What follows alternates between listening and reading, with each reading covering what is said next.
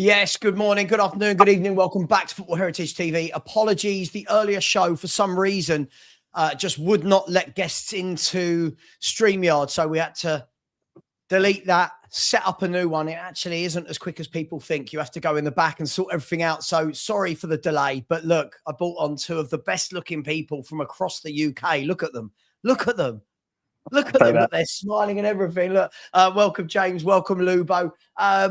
I'm going to start by saying this. We won a game.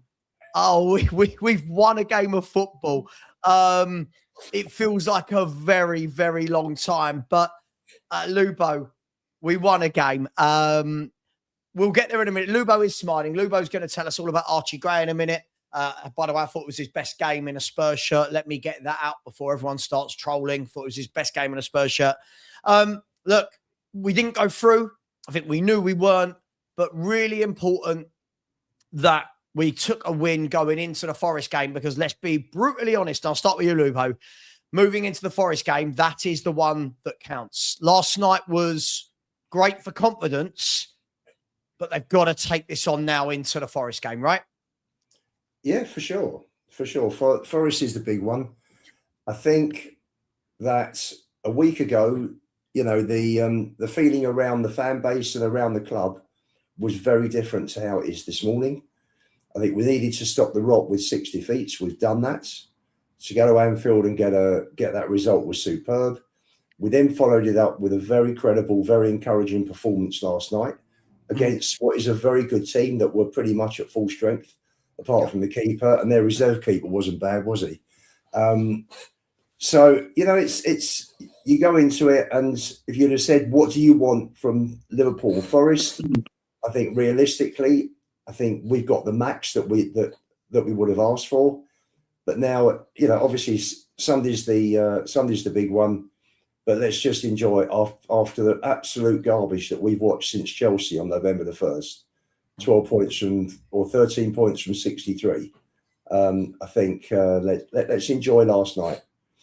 I'll enjoy it when we're safe from relegation. I'm not going to lie to you. I'm worried about my football club. All of this telling people to enjoy themselves. We haven't won a game for 81 days in the Premier League, so I'll enjoy it when we're safe from relegation. Sorry, that's when I'm going to enjoy it, Lubo. But you crack on and enjoy it, James. James, look, it was a good performance last night. I think it was for me, it was a much needed relief from losing, draw, lose. It was much needed, wasn't it? Yeah, absolutely. Yeah, I thought it was a really good game from us, to be honest. When you looked at the two team sheets, no matter how positive you tried to be, you kind of naturally go, oh, bloody hell, look at that. Look at them, their team in comparison, you know. Mm-hmm. For me, I'm a little bit more with Lubo's side. I get your thinking about, I'll celebrate it when we're safe. I completely get that. But at the same time, good energy, good morale builds more momentum, more morale, in my opinion. So you need to celebrate the wins. Otherwise, you're never going to build that. You're never going to kind of get that train running, right? That's how I feel. Listen, but sorry, it's not that I'm not happy with one, by the way. It's just what I can't do. I was watching Sean's show last night and I hear all of this. We've got to celebrate. We've got cool. At the end of the day, you know, we won a game where we were already knocked out. So I'm happy for it. But for me, and this is the brutal reality of it, right? People won't want to hear this, but the brutal reality of this is that Igor Tudor's been brought in to save us in the Premier League. Right. So far, he was brought in. We were 5 points clear of the relegation. He's taken us backwards. Whichever way people want to look at it, they're going to tell me I'm wrong. We're now 1 point above relegation. So since he's come in, he's taken us backwards. He's got to get points in the Premier League. Then I will jump on the bandwagon of, isn't this great? For me, that's what I care about. I don't. Yeah. Do you know what I mean? I'm not negative about it. That's for me, there's no bandwagon, or I'm not on a bandwagon. I'm just Lubo what a great win for me, and a step in the right direction. That's how I feel. I feel if we lose that game, I know this sounds so stupid, but if we lose that game, I go into the weekend's game thinking, bloody hell, I don't think we're going to win. Because we won that game, I feel like, okay, the dressing room before the game is going to be like, boys, we just had Atletico here, and we beat them. So you boys are capable of doing what you've just done, right? Mm. To go out and do what you just did, and that for me just confidence breed confidence. Starting to get a few players back, whether you rate them or not. Bergvall, you're getting the doggies. You're getting a few players back in. I think Polina might be back, so it's a good sign, right? I finally feel like I can see a light. I'm not saying that we're going to stay up now, but I can see a light. Whereas I think before the Liverpool game, we was all talking about sacking the manager ASAP because we're all doomed, right? So yeah. Of course. Well, look, let's go to the game. By the way, guys, I know everyone will say, "Oh, Savva's not happy." I am. I'm more relieved than anything because people have got to remember when we're talking about be happy, this is the first win in the calendar year. So for me, it was more a relief to get the monkey off the back. But Lubo, the game, it was a strange one. It was very difficult to see in the first half. What kind of we didn't really play a formation. It was quite fluid from 3 to 4. And the last two games, I would say we've played better when it's been more of an end-to-end basketball type feeling rather than anything else. Would that be a fair assessment? Well, Liverpool was very open, wasn't it? Particularly the last sort of 30, 35 minutes. Yesterday was, I thought, listen, first couple of minutes, Lookman's had the ball in the back of the net, blown up for, chalked off for offside. Yeah. And you're thinking, Jesus, they walked through us pretty easily there. Yeah. But the team settled down well. They played some nice football. There's some nice pass and movement, and there's an energy there that hasn't been there for a while. And, you can see, for me, Tudor's got them fitter. They ran 116 kilometres last night. They've been averaging 106 in the league this season. So, you just look at that stat and you can see that there's more effort being put in. And the Liverpool game was the same, I think. The Liverpool game was more running than previous as well. Hang on, I've got to be here to play devil's advocate because you can skew that stat how you want. You've got to remember that before Tudor, we had more possession of the football, which means you do less running. So you've got to factor that in, right? The average possession under Thomas Frank this season was 51%. The average possession under Tudor was so slow with the build-up. We were walking. That's why. There was no sprinting and there was no getting behind. No, but Lubo, when you don't have the ball, i.e. when you have less possession, you do more running. That's why Barcelona as a team do less running than most other teams because they don't often not have the football. I'm just saying, like this whole narrative's come in now that no, see, again, people aren't listening. I didn't say it was possession based. I'm just giving you I know people hate facts, but this is a fact, right? They broke this down yesterday on Sky Sports. Tottenham under Frank had an average of 51% possession. So far under Tudor in his games, it's been 41%.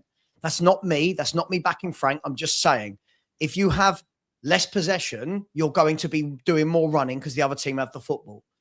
That's why the teams at the bottom of the table normally do the most running because they don't have the football as much as the other teams. I just don't understand where this more fit has come from. We were dog shit against Fulham. We were dog shit against Arsenal. We were dog shit against Palace.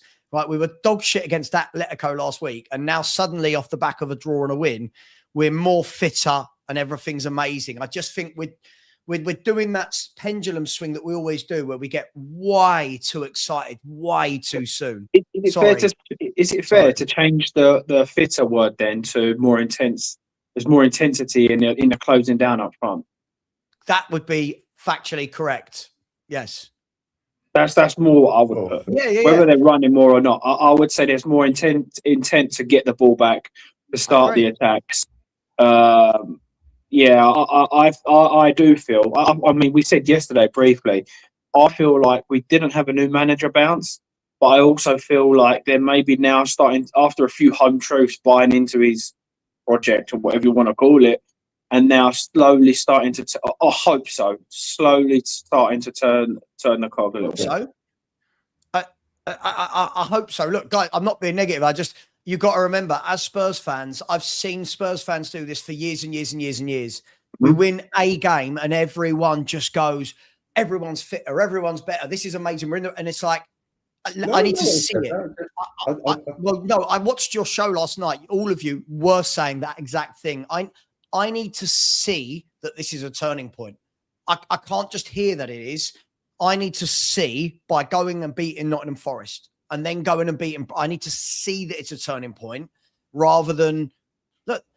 Last week, everybody that's now saying we're doing this, we look fitter, we look better. You were all saying Tudor out. Mm-hmm. 180 minutes.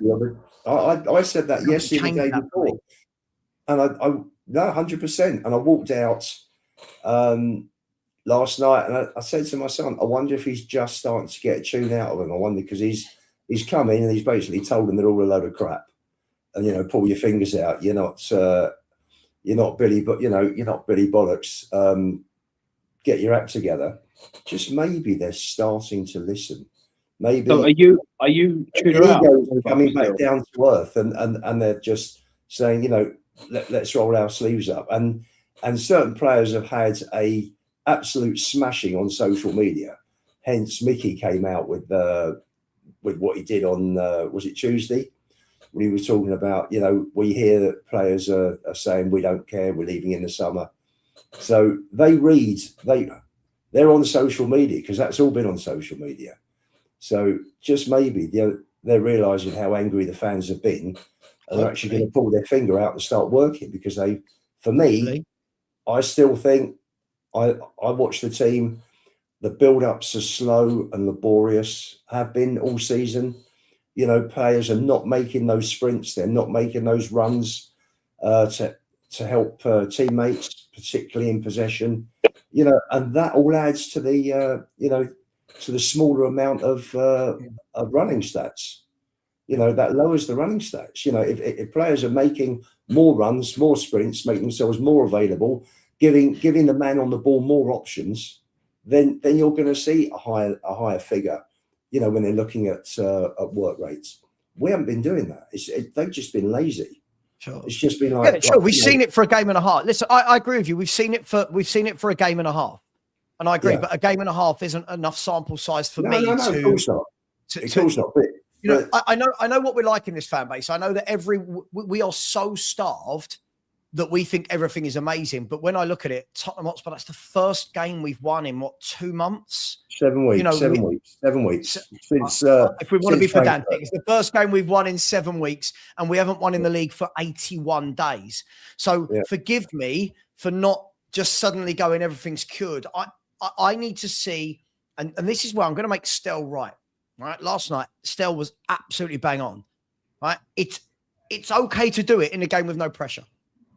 I need to see that on Sunday. If they do that on Sunday against Forest in a game of huge pressure, of huge significance, I will turn around and go, Tudor, well done. Look, you've got them in the right direction. That's absolutely brilliant. Fair play. Well done. The club have done well to bring you in. Thank you very much. Keep us up. See you later. Let's get a new manager in. Right.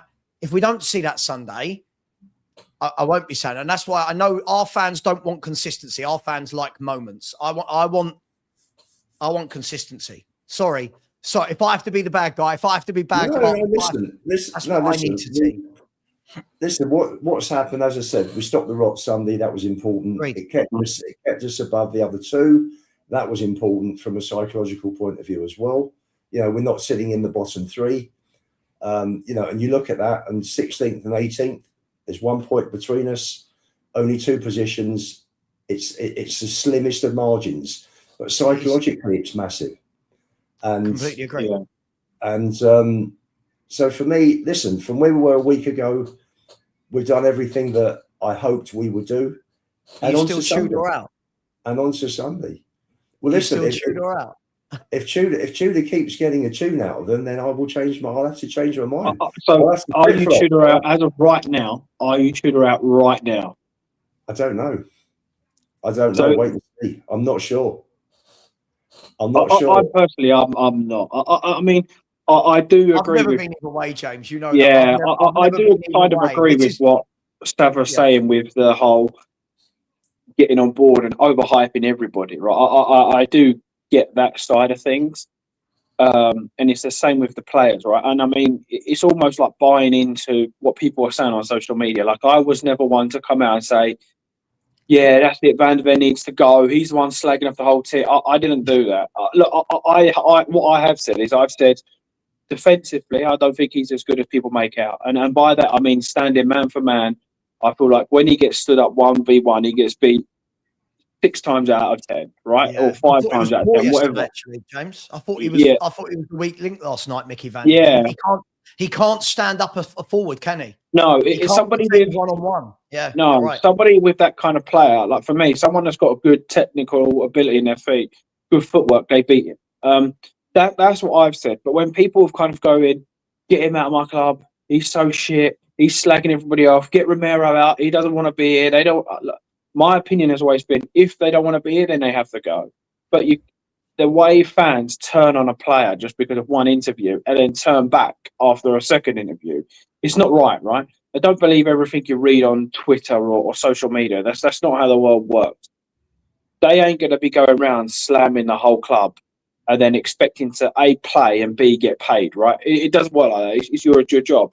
If you work for Sainsbury's and you slagged off Sainsbury's and promoted Tesco's, you ain't going to last very long. It's the same thing.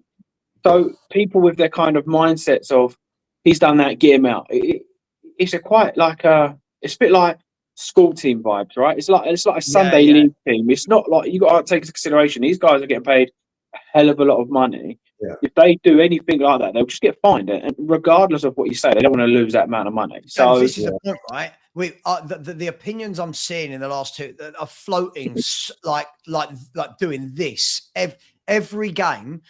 You know, people who didn't love a player, suddenly a player has a good game. Now they're amazing. Everyone's in the mud. You're all going to see. You're all in. It's like, and then the next game when we don't win, it's there you go. Tudor's got to go. It's terrible.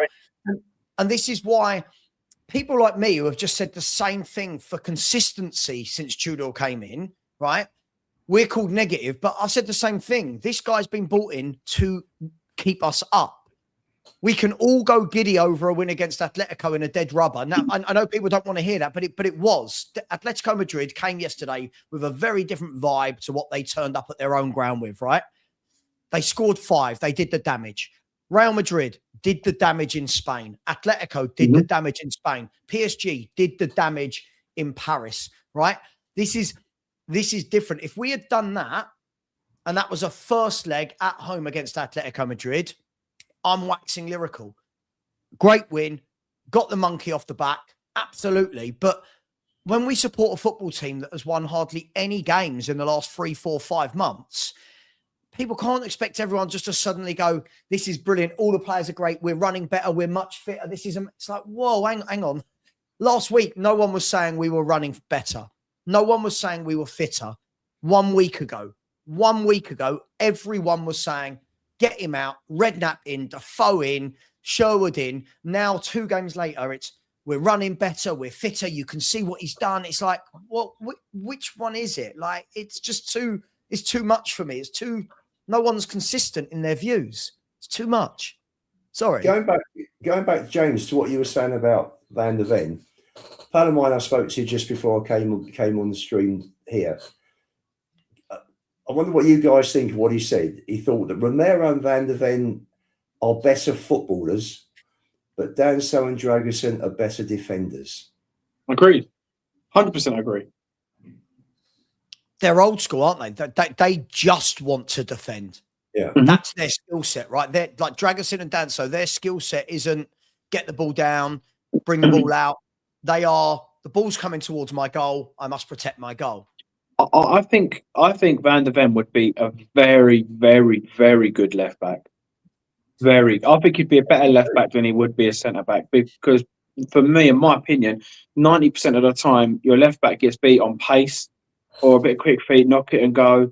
And I think he has everyone's number, right? If you've got a quick winger who's going to knock it past, he's going to have his number. So for me, I prefer my defenders to be good at defending. And that's where I think Danso, I like Danso because I feel like no nonsense, ball in the air, ball in the box, whatever, low driven cross, he's getting it out and then he'll deal with it afterwards. All right, what Romero will do 1 in 4 times is bring the ball down and play a 30-yard perfect pass. But those other 6 out of 10 times, he'll probably miskick the ball or lose it, right? Or lunge in for a tackle. So I think it depends. I think they're almost luxury players. I think if you have a Romero in like a City team or an Arsenal team, you would probably get 30% more out of him because he doesn't need to do as much. Whereas if in our team everyone needs to be counted for because we're not good enough, I feel like when they do make a mistake, it's a big mistake.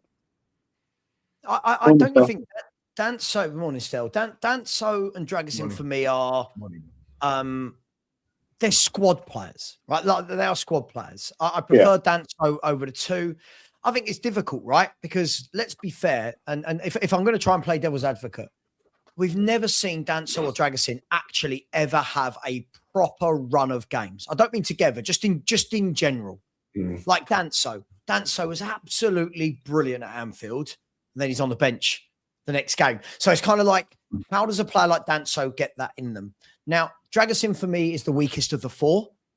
Dragusin for me is the one where I didn't understand why we bought him. He doesn't suit the way Ange played in any way, shape, or form. But he is the one. Just one thing on Dan's way of saying that. In fairness, I'm the same. Dragusin, sorry. In fairness, Dragusin has been involved in all the big wins, right? All the big defensive displays. He's the one that's been involved in the back. Weren't it like him and Archie Gray last season? And I mean, this week. You're not wrong. Like, look, I think the difficulty is, right, is I don't think any of those four are great. I've said this before. I know everyone is going to shoot me down for this. I don't think Van de Ven and Romero are great. I think we've elevated them to this godlike status, and I don't know why, because they've been part of 3 of the worst years I've ever seen defensively from Tottenham. But everyone talks about them like they're great.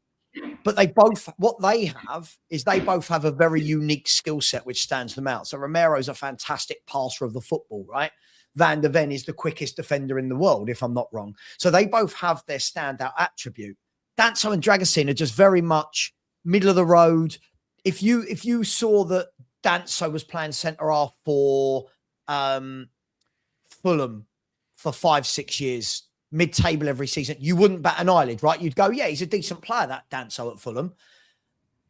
I don't think any of them are that great. I'll be honest. I don't think Romero's that great. I think, again, we saw Romero yesterday. He just has to wander into midfield and start kicking people in the air. I don't think any of them are that great. What I would do next year, I'm going to jump on a bit of a Lubo train here. I'm going to jump on a Lubo train. Lubo, you're going to be very happy with what I'm about to say. What I would do next year is, if both of those want to go, and I don't know, just what I would do is I would cash in. I would get big bucks for them, and I would put Vuskovic and bring in someone like Van Hecker of Brighton. And I would try and create a brand new partnership that's fresh from scratch, because, and I'd like to get Stell's take on this, because I feel like no matter whether people like Romero, Van de Ven, whatever they think of them, what level, I feel like we've had these players for such a long time now that the copium with them is always, well, the next manager will make sure they're an amazing partnership. And they've been here for years and we can't defend. Like, I don't know if I'm being harsh there, but we've been here for years, and with Porro, Van de Ven, Udogie, Romero, we can't defend. So I don't know. That's just my take on it. But I'm negative still, and you're even more negative than me. So let's go for it. And you're on mute. You're on mute. Morning. Hello, everyone. It's afternoon here, actually, but it's morning for you. Yeah, I'm negative because I have opinions that people don't agree with. So that's how it works. Yeah. I like Van de Ven and Romero personally. I have been someone that has defended them. I personally feel with Romero and Van de Ven, I've never liked the coaching of the team with those two here. I'd really like to see what a Pochettino does with Romero and Van de Ven and Paulinho, for example. If you had those three, what he would do with them, as opposed to what I saw Ange, Frank and Tudor do. I'd like to see that before, casting judgment. But it's not just them. I feel there's other players in this team. I'd also like to cast judgment on them after the way we're set up and the way we're taught to play football. I agree with that.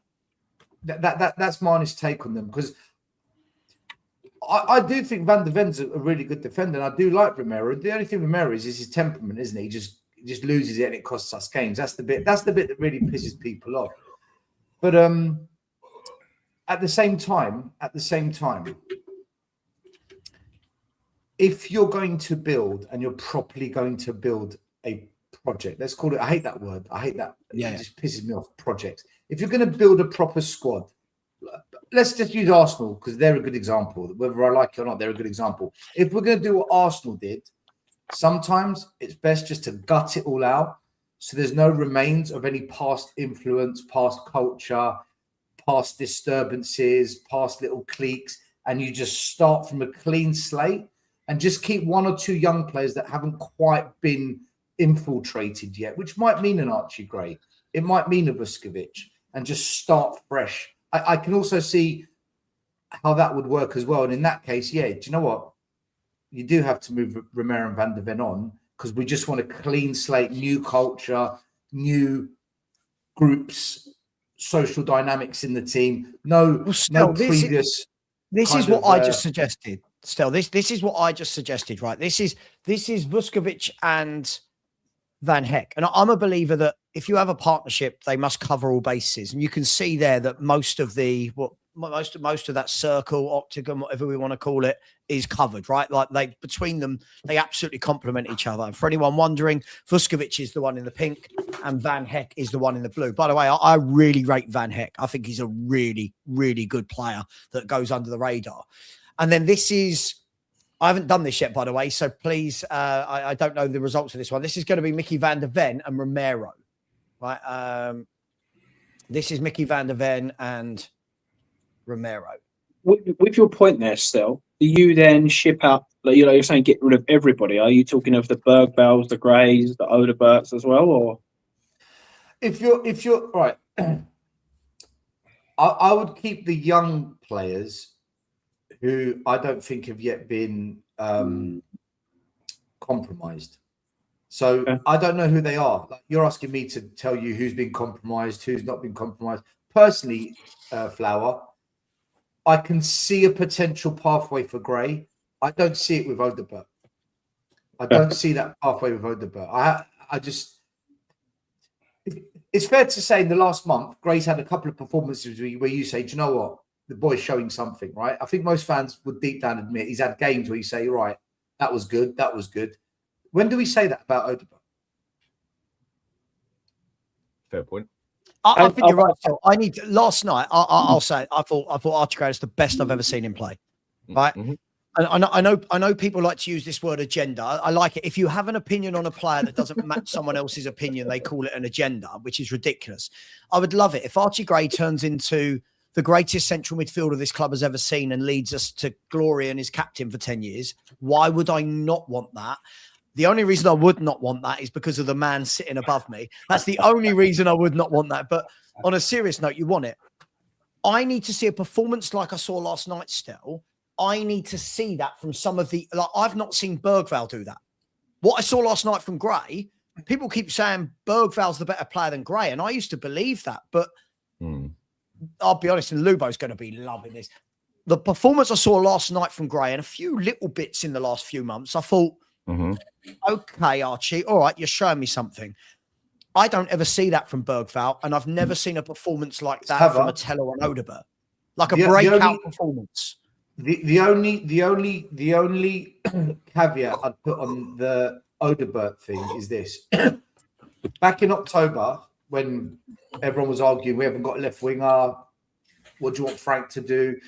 I suggested just pick one player and just give them 10 games, whether they have ups and downs, just stick with it and see if they can mold into the role. And I suggested give it to Odebert.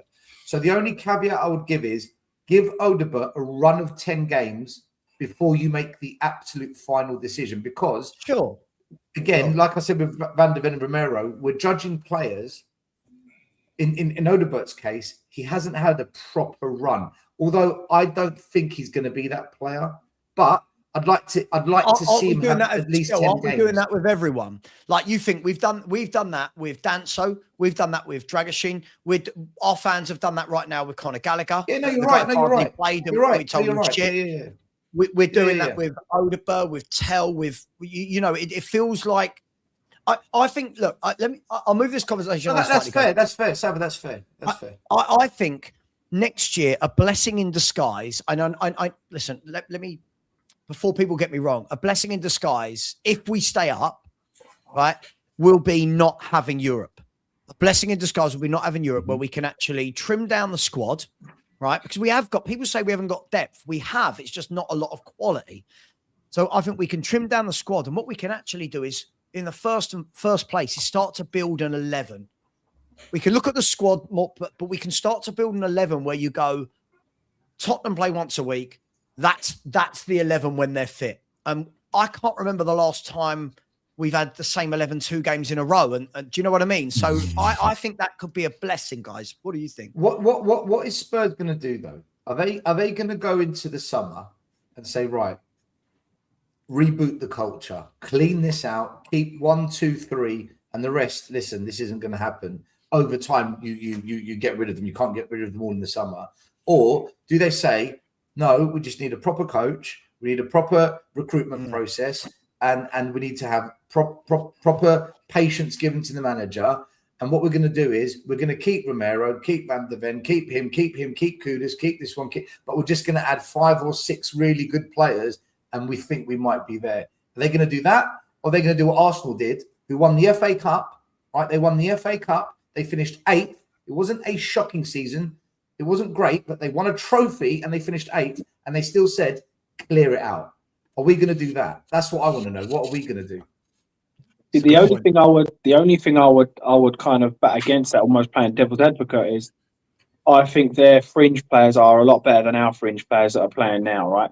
So when they did clear out, they still had, because was it Aubameyang left straight away, but they kept Lacazette, or that they had still had players that were there or thereabouts, right? If we clear out Maddison's, Kudus's, Kulu's, whoever you want, we're going to be left with Tel, Odeberts, and so on, right? So to clear out like that, you are going to need to buy 11 top quality first starters. Otherwise, you're still going to be left with your backup. Say, for example, your striker gets injured, you're bringing Richie back in, or you're bringing Tel or Kulu or whoever it may be, right? So for me, I feel like even though they did clear it out, their base level was a higher level than our base level at the moment. So it's a bit easier to do. So that's where I feel like you won't be able to clear everybody. I would focus on the attitudes first. Whoever's got the worst attitudes, they would be the first ones to go with your actual plan. So my plan is a left winger and a striker before anything, and a playmaker and a playmaking midfielder, right? So someone who can just keep the ball, a ball playing midfielder. So those 3 for me, regardless of what the club have done, they need to be brought in, because it doesn't matter what you do otherwise, you're finished. So for me personally, you go out and you spend 150 to 200 million on 3 players: a ball playing midfielder, a striker, and a left winger. And then whatever they decide to do needs to be on top of those 3 players. Does that make sense? Yeah. Okay. Goalkeeper as well. Well, I don't want to say about this, but everyone was creaming over Archie Gray yesterday. If it weren't for Vicario, we lose that game. Mm-hmm. He had a blind. Aren't they all the same though? Isn't it the fact that, I mean, Lupo, just on your point of the goalkeeper, isn't that the fact though that we see games like last night from Vicario where you go class, but in the main, most fans don't rate him, right? And then suddenly last night, and suddenly he's great again. And isn't this the problem, that we haven't found consistency with these footballers? Well, that was, I mean, last night was a masterclass in shot stopping from Vicario. I thought, I mean, that save where he had to twist when the ball deflection was up there with the best. That's what annoys me, and that is what really annoys me, is because you could probably pick 10, 15 of them this season. The one at Chelsea, the one at Monaco, where you just go, how have you done that? And then you could go to the next game and he's made 3 blunders, and you're like, how have you got the best keeper in the league and the worst keeper in the league in the same person? It comes down to the fact. It comes down to the fact, as a modern day goalkeeper, he's totally incapable.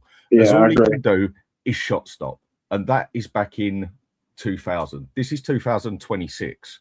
Yeah, you need your keeper to be a good shot stopper, but these days you need your keeper to also basically be a defender. Same as you need a defender to be able to have some skills of a midfielder and so on. He has proven time and time and time again that, in my opinion, from what I see of him, when it comes to a split-second decision shot stop, I'd say he's one of the best in Europe.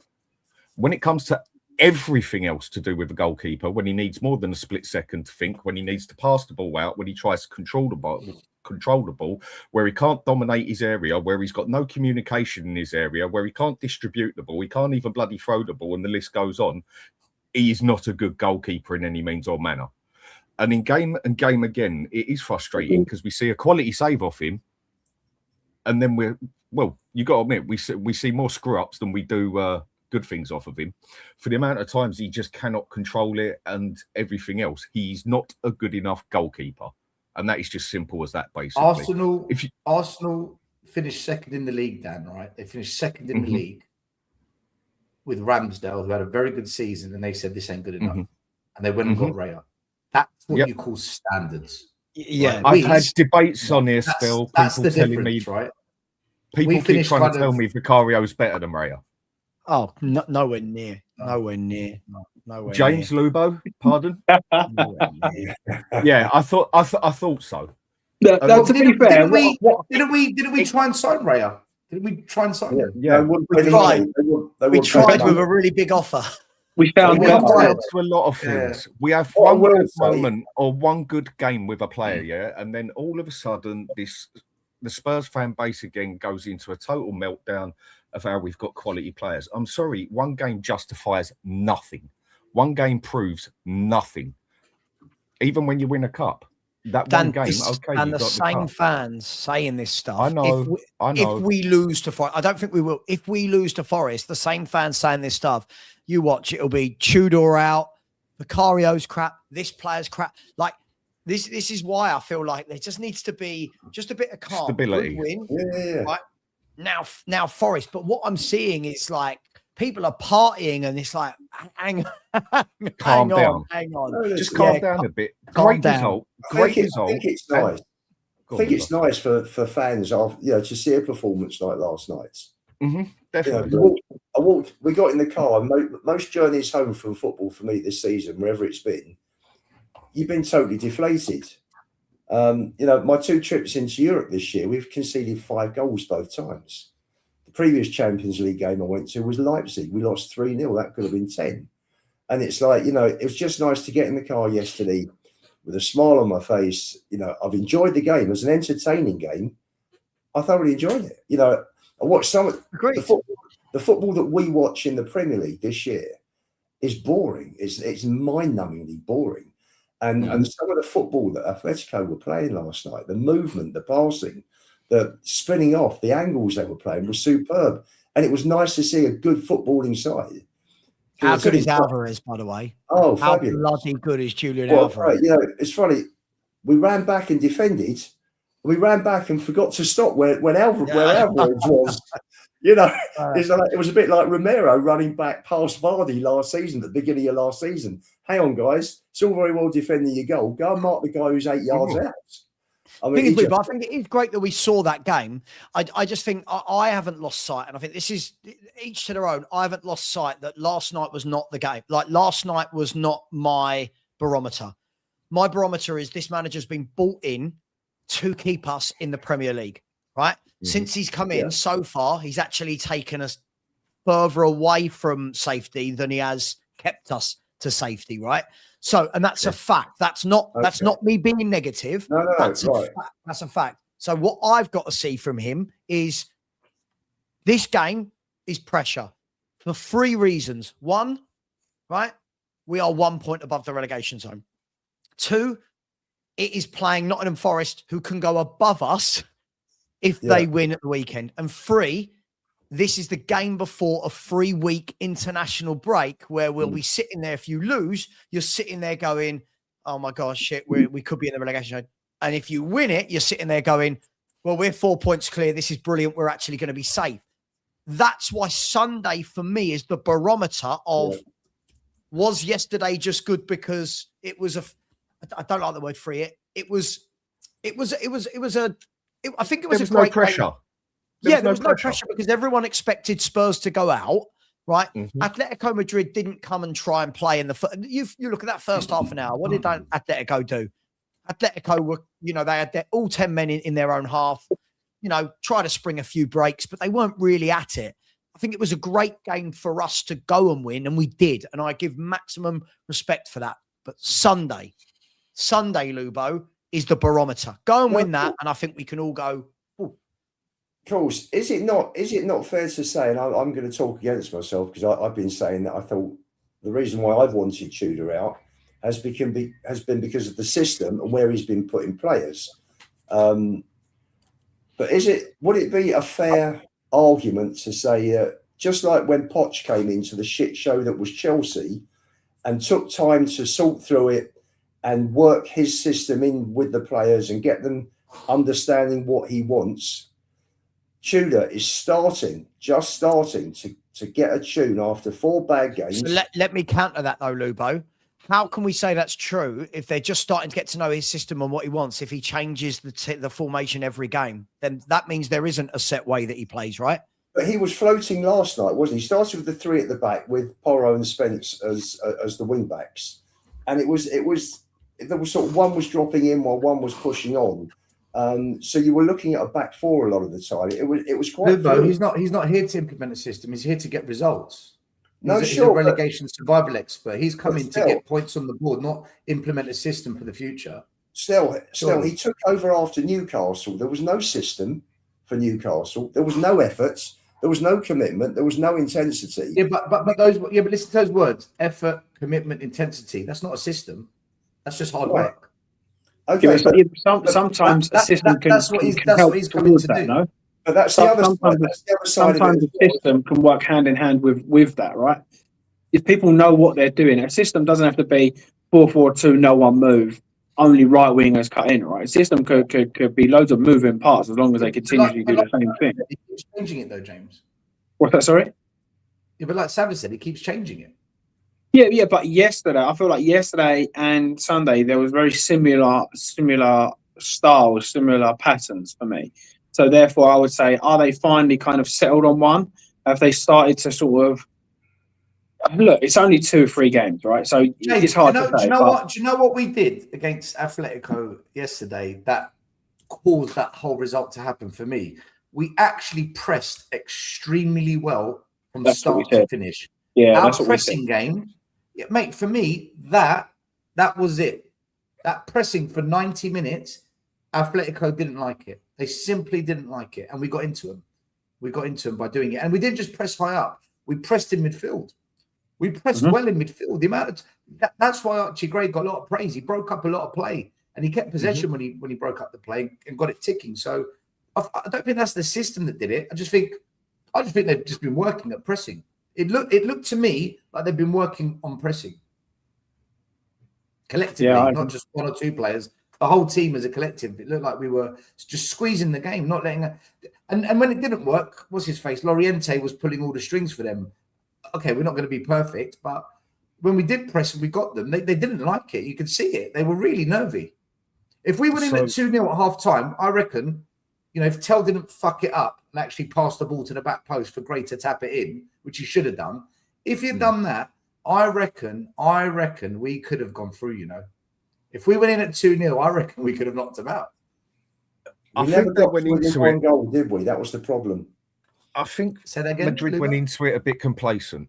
Go on, then. Yeah. I just think we outplayed them, Dan. I actually think Spurs outplayed them. Yeah, no, I agree. But I think they also went into the game a bit complacent, thinking it's done and dusted, basically. That's why they sat back so much. And then all of a sudden, a couple of goals going against them, they realised, like, oh, hang on a minute, we've actually got a game on here, basically. Yeah, because they did not come at us with the same aggression that they did. I think we pushed them back, Dan. I agree with you. I think there's but I think there was complacency on the other side as well. I think they also thought the game was done, and they didn't seem to take it as seriously as the first one until Simeone didn't look like that on the sidelines. Until about halfway into the game. Well, Simeone wasn't on the pitch playing football, so when it came to it, I think the players were a bit thinking the job is done, but then realised halfway through the game, like, we got to get our act together here because we actually did press them and we actually did play well against them. Yeah. It's just that game yesterday, great for like a bit of compensation of the crap we have had to put up with, good for a bit of spirit and everything. But to me, the game was totally irrelevant in the aspect of I really don't care about the Champions League. If anything, I'm glad we're out of it because I only care about the Premier League. And if we don't go and win this game against Forest, it just shows how irrelevant the game was. And it just shows how the players actually played better under no pressure whatsoever. We had some great performances last night of certain players. Like you said, I think that's the best I've seen him play. I think he screwed a few things up, but I think that's the best I've seen him play. That's the first time I've seen Gray justify anything that gives me any hope that he's got anything behind him, bar maybe 1 or 2 moments over a season. He's been absolutely terrible, same as the rest of the team. But last night, you can look at that and say, okay, there's a chance of something being there because I've actually seen him deliver for once. Will he deliver the next game? And 5 games on the trot? Time will tell on that one. But then we definitely need them to do that now, don't we? And along with other players, when the game comes in and there's pressure on it, how are this lot going to react? Because for me, there was no pressure on that game yesterday at all. They went into the game pretty much knowing it was game over. No one expected them to win, as all people wanted them to do was try, which is what they did and got a result. Can they now take it into a game of pressure? Because there is not at one stage this season that any of those players have proved they can handle pressure. Not one of them. The other weird thing is as well, I don't know what it is, but European nights at home, we just seem to turn it on. We turned it on against Copenhagen. We turned it on against Dortmund when we all thought, shit, we're screwed here. We turned it on last night. It's almost like we become possessed and we can actually play football when we're in Europe at home. We go away from home, we're awful. Crap at Monaco, crap at PSG, crap at Atletico, crap at Bodo as well. Let's have it right. As soon as we come home, we'll beat this team. We'll beat that. Slavia Prague, battered them 3-0. Copenhagen, 4-0. Borussia Dortmund, 2-0. Atletico Madrid, 3-2. I don't know what it is with us. This is why I agree with Savva. Got to wait and see what, and you, Dan, well, all of you, if you said it.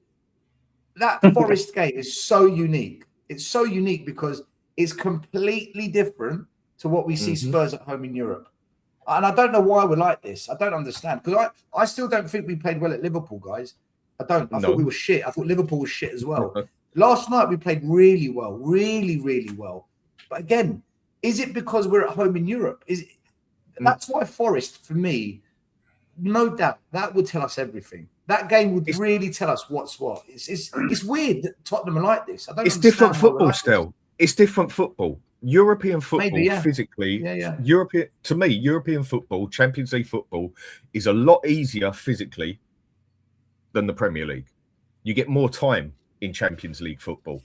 You can use more skill in there, basically, if you want to put it like that. It's the physicality is not the same as what the Premier League is known for, and that is where a lot of our players seem to thrive a bit more off it, like your Grays, like your Tells, like Simons, whatever, because them three are very, very weak physical players that get knocked off that ball very easy in the Premier League. But in Europe, they don't get the same treatment off of other clubs because I feel the European football is a lot more physically softer than the Premier League. So again, that's where I think certain players have stood out better in Europe, and the team mainly have stood out better in Europe because it's a softer game. Now, I'm not saying it's easier in any means or manner. The quality out there is very different, but it is easier physically. I think we can all agree on that. Yeah. So when it comes to a rough and ragged game like Forest, are these players who have proved nothing yet that they can handle any physicality whatsoever going to be able to handle a dirty little scrap? We've done it once or twice, but in general, when it's come down to a physical game and just having to break someone down, we have been totally incapable. That is why I think you've seen different qualities out of this Spurs team in Europe and what you have in the Premier League. Like I said, Europe is a hell of a lot physically softer than the Premier League, and that's why I think you've seen a few of them perform. Also, Matt, I think, Dan, of the point you've just made there, I think is really interesting because when you look at the number of goals the English teams have conceded over their legs, it is truly an embarrassing moment for the Premier League. Bad. I mean, Man City have just conceded 5 over 2 legs. Now, in any normal time, you'd go 5. That's massive, right? Tottenham then said, "Hold my beer. We're going to concede 7 over 2 legs," right? Chelsea and Newcastle then went, "Don't worry, we're going to concede 8 over 2 legs." And I make Dan absolutely right on this. And again, I don't care about what league's better and all that kind of stuff. But in Europe, It is more technical. You get more time on the ball. This is why I think Xavi Simons so far has always looked I thought he was excellent in the Champions League in general. Against Dortmund, he ran the game. I thought he was superb last night, Xavi Simons. Premier League takes a bit more getting used to because the Premier League have gone down the route of buying physical players. And that's why I think the test for me, guys, and this is, I think I make Stel right. I was nodding along to Stel last night on Sean's channel. When everyone else was knocking him, I was nodding along. It's okay to do it when there's no pressure. And I know people don't want to hear this, but last night, Atletico had done the job in Spain. They'd done the job. So anyone thinking Atletico are going to come here and they have to score goals, and they didn't. They just did what they needed to do. In the game that mattered, like Stel said, and I'm giving too many credit here to Lubo and Stel and people.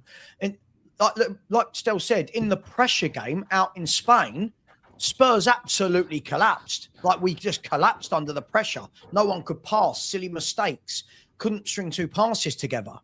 So the big thing for me is on Forest on Sunday, we're talking about Gray and So. I thought, by the way, were crap against Liverpool and crap against Atletico last week, but were both good last night in the game where there's no pressure.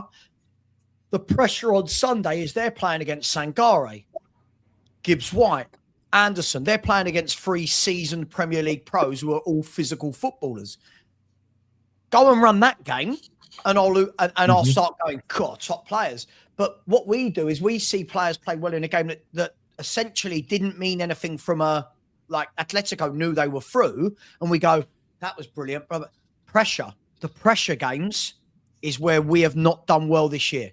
We have not done well, I don't think, in any pressure game, unless anyone can tell me I'm wrong. No, I agree, and that shows. Frankfurt away were pressure games. I think they did well on both of those. Yeah, Crystal Palace was the biggest game of the season. You're talking Must European football, right? It's a very different start. It's a very different. That's what I was saying. In the Premier League, when we've played Chelsea, when we've played Arsenal, when we've played these teams, the Papassars and the Greys and they're nowhere to be seen because it's a physical game. Crystal Palace a few weeks ago was the must-win game. Do you remember? Everyone said it's a must-win. And Fulham played us off the park. Yeah. I think Palace is a different one though, still, because we were down to 10 men. The game was we were 1-0 up because Van der Ven panicked in the pressure and got a red card.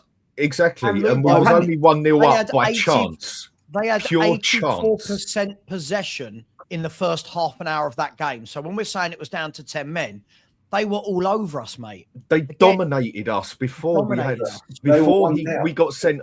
Yeah, they were 1 down, but then again, you can play 90 minutes and they can have 100 shots on goal, and you can have 1 shot and score. Doesn't mean you've played well in that game, and doesn't mean you've been in control of that game. Palace dominated us from start. Of course, but that doesn't justify what you're saying. The fact is, Palace dominated us from start to finish, bar maybe 10 minutes in that game. They was dominating us before Van der Ven got sent off, and after. Yeah, we were 1-0 up, but that was just a pure bloody luck that we managed to even get up there into the pitch. It wasn't that we were better in any means or manner. Whether we would have had 10 men or 11 men, they would have still beat us that game. They was all over us. I don't know, Dan. I'm so had they dominated us or not before? They were battering us. This is where But doesn't it show? But it goes back down to the point, right? No, when you say batter, Galatasaray was battering us. That was a battering. Palace was nothing like Galatasaray. But they dominated us. They dominated us. Forget battering. They dominated us, right? If we had 84% possession in half an hour, you'd be jumping on everyone going, look at the stats. Look how many shots on target. You love it. But when it happens to Spurs, there's always an excuse. No, but Sam, it's no good if you're 1-0 down, if you've had 84% possession. What good is that? Exactly. But it still doesn't mean they weren't dominating us. You can dominate a game and be 1, and the other, like I said, as long as you put it in the net. But they dominated us in possession, passing, attempts on goal, everything. We just got that goal in, which mattered. Doesn't mean they weren't dominating the game. You can win a game and still be dominated through the game. Yeah, but look at it's all hypothetical, right? Either way, it's hypothetical because we've seen games turn on a knife edge, right? It could have been one went down the other end, a lucky handball, we get a penalty, go 1-0 up, go 1-0, games changed, right? They could get 10 men, games changed. So it's impossible to say if we had 10 men, 11 men, it would have been different. If they had you're kind of asking to predict a situation that didn't happen. The situation that did happen is we went down to 10 men. James, that wasn't the point of the conversation, though. It shifted that way. The point of the conversation was, if you look at any of the pressure games Tottenham have had to date, we have failed. And that is what I'm saying. I just want to see against Forest, and I don't see why we can't, but I need to see against Forest that we go into a pressure game and play like we did yesterday, get the result, and you go, fair play. They've dug in, right? They've come through a really tough pressure game. But if we don't, James, it'll be the same again. Everyone said Palace was the must win. Palace is the game we can win. We were terrible, right? Fulham. Oh, it's only Fulham. Fulham. Right? We went to Fulham. They played us off the park. Like it was. They should have been 5 up. They should have done us 5 goals. Embarrassing how much better than us they were. Then, and this is the point of it, James, for me. This is why I find it funny is all the people now that are telling me I'm negative, or Stel, because Stel gets it a lot as well. All the people telling us we're negative, all the people telling us just be happy, we should be really, really happy, are the same people that were telling us that Tudor has to go this time last week, right? Yep. So within a week, it's gone from we're shit, we can't win a game, Tudor's rubbish, he is terrible, this is the worst manager we've ever seen, right? To Tudor's the man, he's much better, all the players are much fitter, you can see what he's implementing. And I'm like, that you can't in a week go from doom to everything's amazing, and that's why I want to see what happens. Let me ask the question then. Are you and Stel both? No, I know you haven't had an opinion, but if we beat Palace, then what happens to Tudor? Does your opinion slightly change? Forrest, I haven't got an opinion on Tudor. No, or more like Stel then, sort of thing, because obviously he was definitely calling Tudor to be out. If he wins at Forest, is your opinion? The whole fan base was calling him out, James. Yeah, I know, but obviously it's only us 5 here, so that's why I'm kind of starting that conversation. Is it? James, I'll tell you what. I'll tell you what. All right, for me, it's this simple. When we beat Dortmund and when we beat Atletico last night, we deserved it. I looked and I said we totally deserved to beat those teams. We played them off the park. Yeah. When we lost to Fulham and when we lost to Palace, I didn't look at it and say, "Oh, that was a silly error. Oh, Van der Ven's got sent off." I looked at it and I said, "We were shit. We deserved to lose. We looked terrible." Okay. So for me, it's the way we go about the game. If we lose to Forest, but I can see we put everything on the line and we just hit the post 5 times, their goalie had a worldie, we missed a penalty, I'd say, do you know what? We were unlucky. But if we go and play Palace and it's like Crystal Palace or Fulham, so if we play Nottingham Forest and it's like Palace or Fulham, I'll say that's the problem right there. So for me, it's not necessarily the result, although it's about the result. If you want to avoid relegation, it's do we handle the moment or do we shit the bed? That's it. That's what I look at. Yeah, but I get what you're saying, but you didn't really answer the question. It's the manager's job to get the performance. It's the manager's job to get the performance. So if he gets the performance in a pressure cooker situation, I'll say, do you know what? Tudor's done brilliantly. He's going to keep us up. The appointment makes sense. But if we don't handle the moment and we shit the bed, I'm going to say, you lot jumped on this bullshit because we got a result against Atletico. That's what I'm going to say. But then ain't you doing exactly the same thing as what Savva's just saying? Your whole thing is going to change off of 1 game, 2 games. Because you said we were shit at Liverpool. It's not. Yeah, because we were shit at Liverpool, your words. We played well yesterday and we beat Nottingham Forest. You're now changing to, okay, yeah, let's keep him. He's going to keep us up. No, because Tudor's job was to come in and win those games against Forest, win those games against Crystal Palace, and win those games against Leeds. They're the games he's come in to win to keep us up. Because if we win those, we stay up. That's what he came in for. He didn't come in to beat Arsenal. He didn't come in to go to. Yeah, but I'm not saying that. You're keep us up. You're doing very well at avoiding kind of what I'm saying. To be fair, like I rate What is it you want me to say? What is it you want me to say? You was the one. You was screaming, Tudor out. He's getting us relegated. This guy's rubbish. Blah blah blah blah blah. But then if we beat Forest. We beat Forest, then what is your opinion? My opinion is he'll keep us up, 100%. So everything that you said is flipped off of 1 game, right? Or 2 games? Yeah, the difference on that one, James, is this one game against Forest gets us 4 points clear. But that doesn't matter. You can't pick and choose which one you're going to flip flop on. Flower, You either yes, flip you flop or you don't. Yes, you can. Yes, you can. So you can, that makes no sense. No, Flower, I'll answer you. When everyone was saying Palace is the biggest game of the season, we've got to win it, on the Spurs 5, I wasn't saying that. I said, guys, I don't think Palace is the big game everyone's making it out to be. It's important. For me, it's the 6-pointers against the teams that we might get relegated. It's the game against Forest, and it's the game against Leeds. They're the games I look at and I say, win those and you stay up. Because now we're ahead of our rivals. Where are they going to get the points from? So I always said that Forest game was the biggest one. So if he wins those games,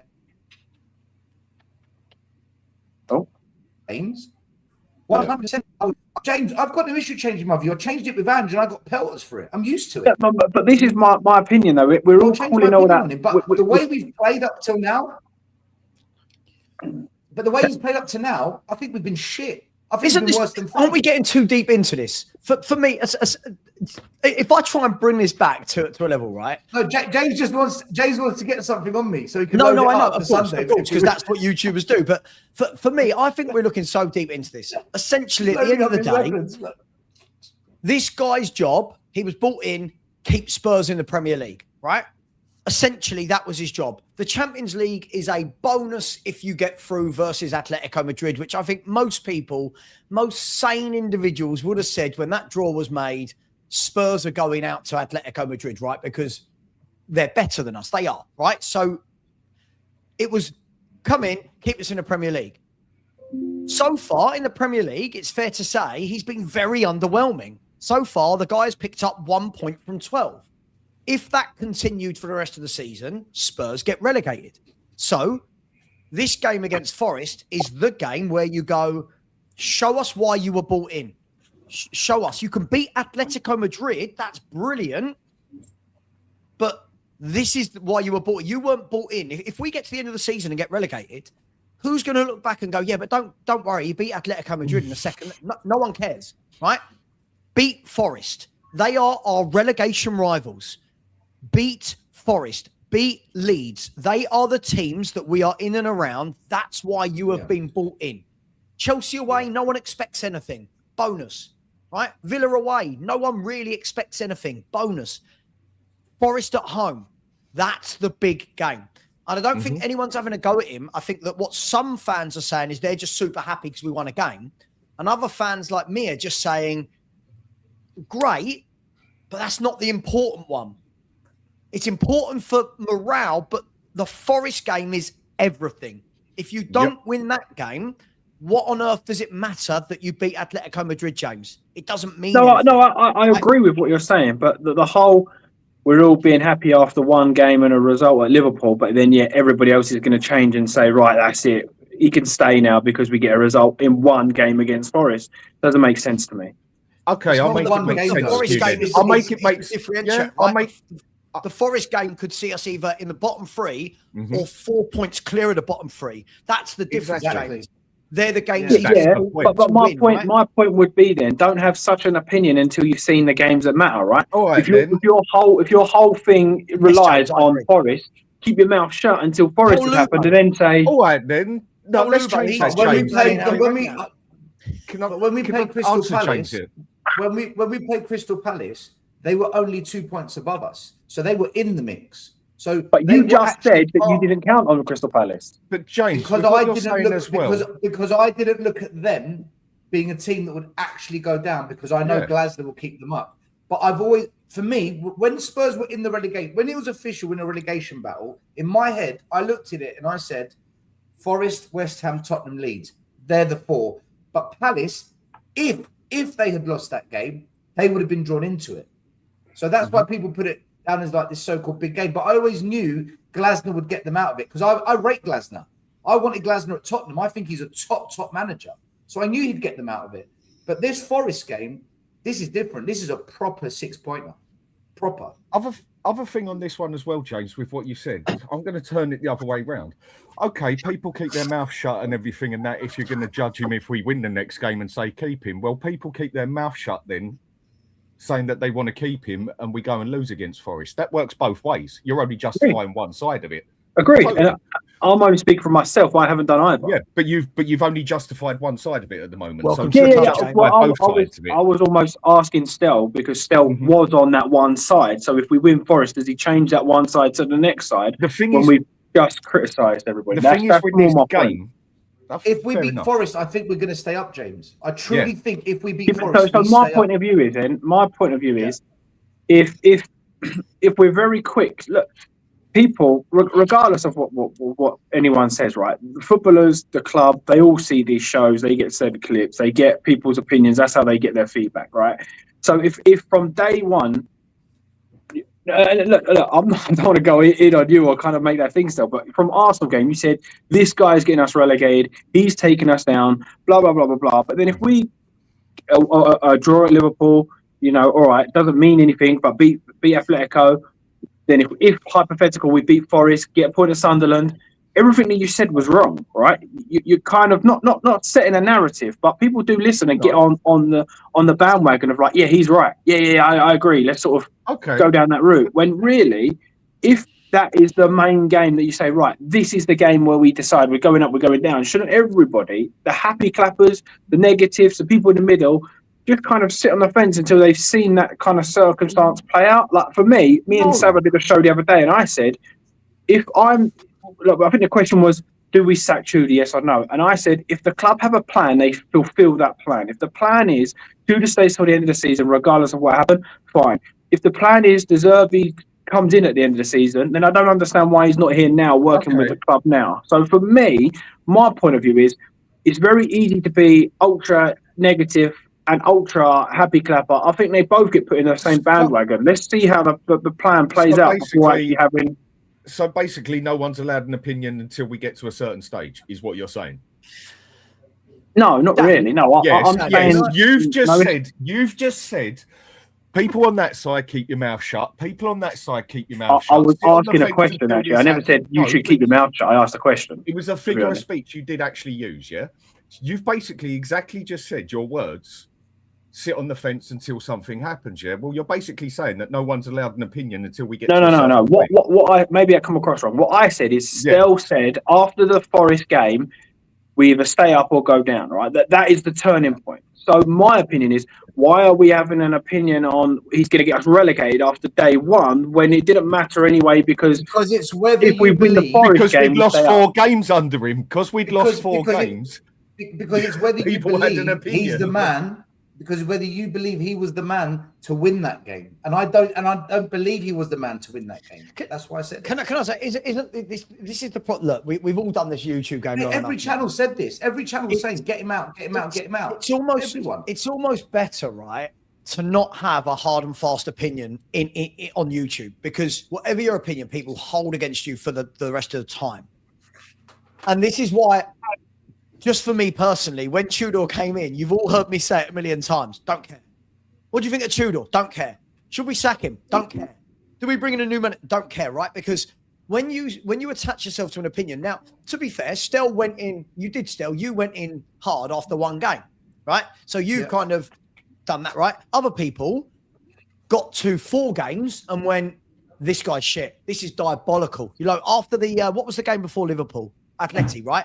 After the Atletico game, nearly the whole fan base, you're doing polls on chat saying Tudor in or Tudor out. It was like 94% want Tudor gone. You then get a point at Anfield of a last-minute equaliser, and then suddenly it goes, no, do you know what? I think he's the right man.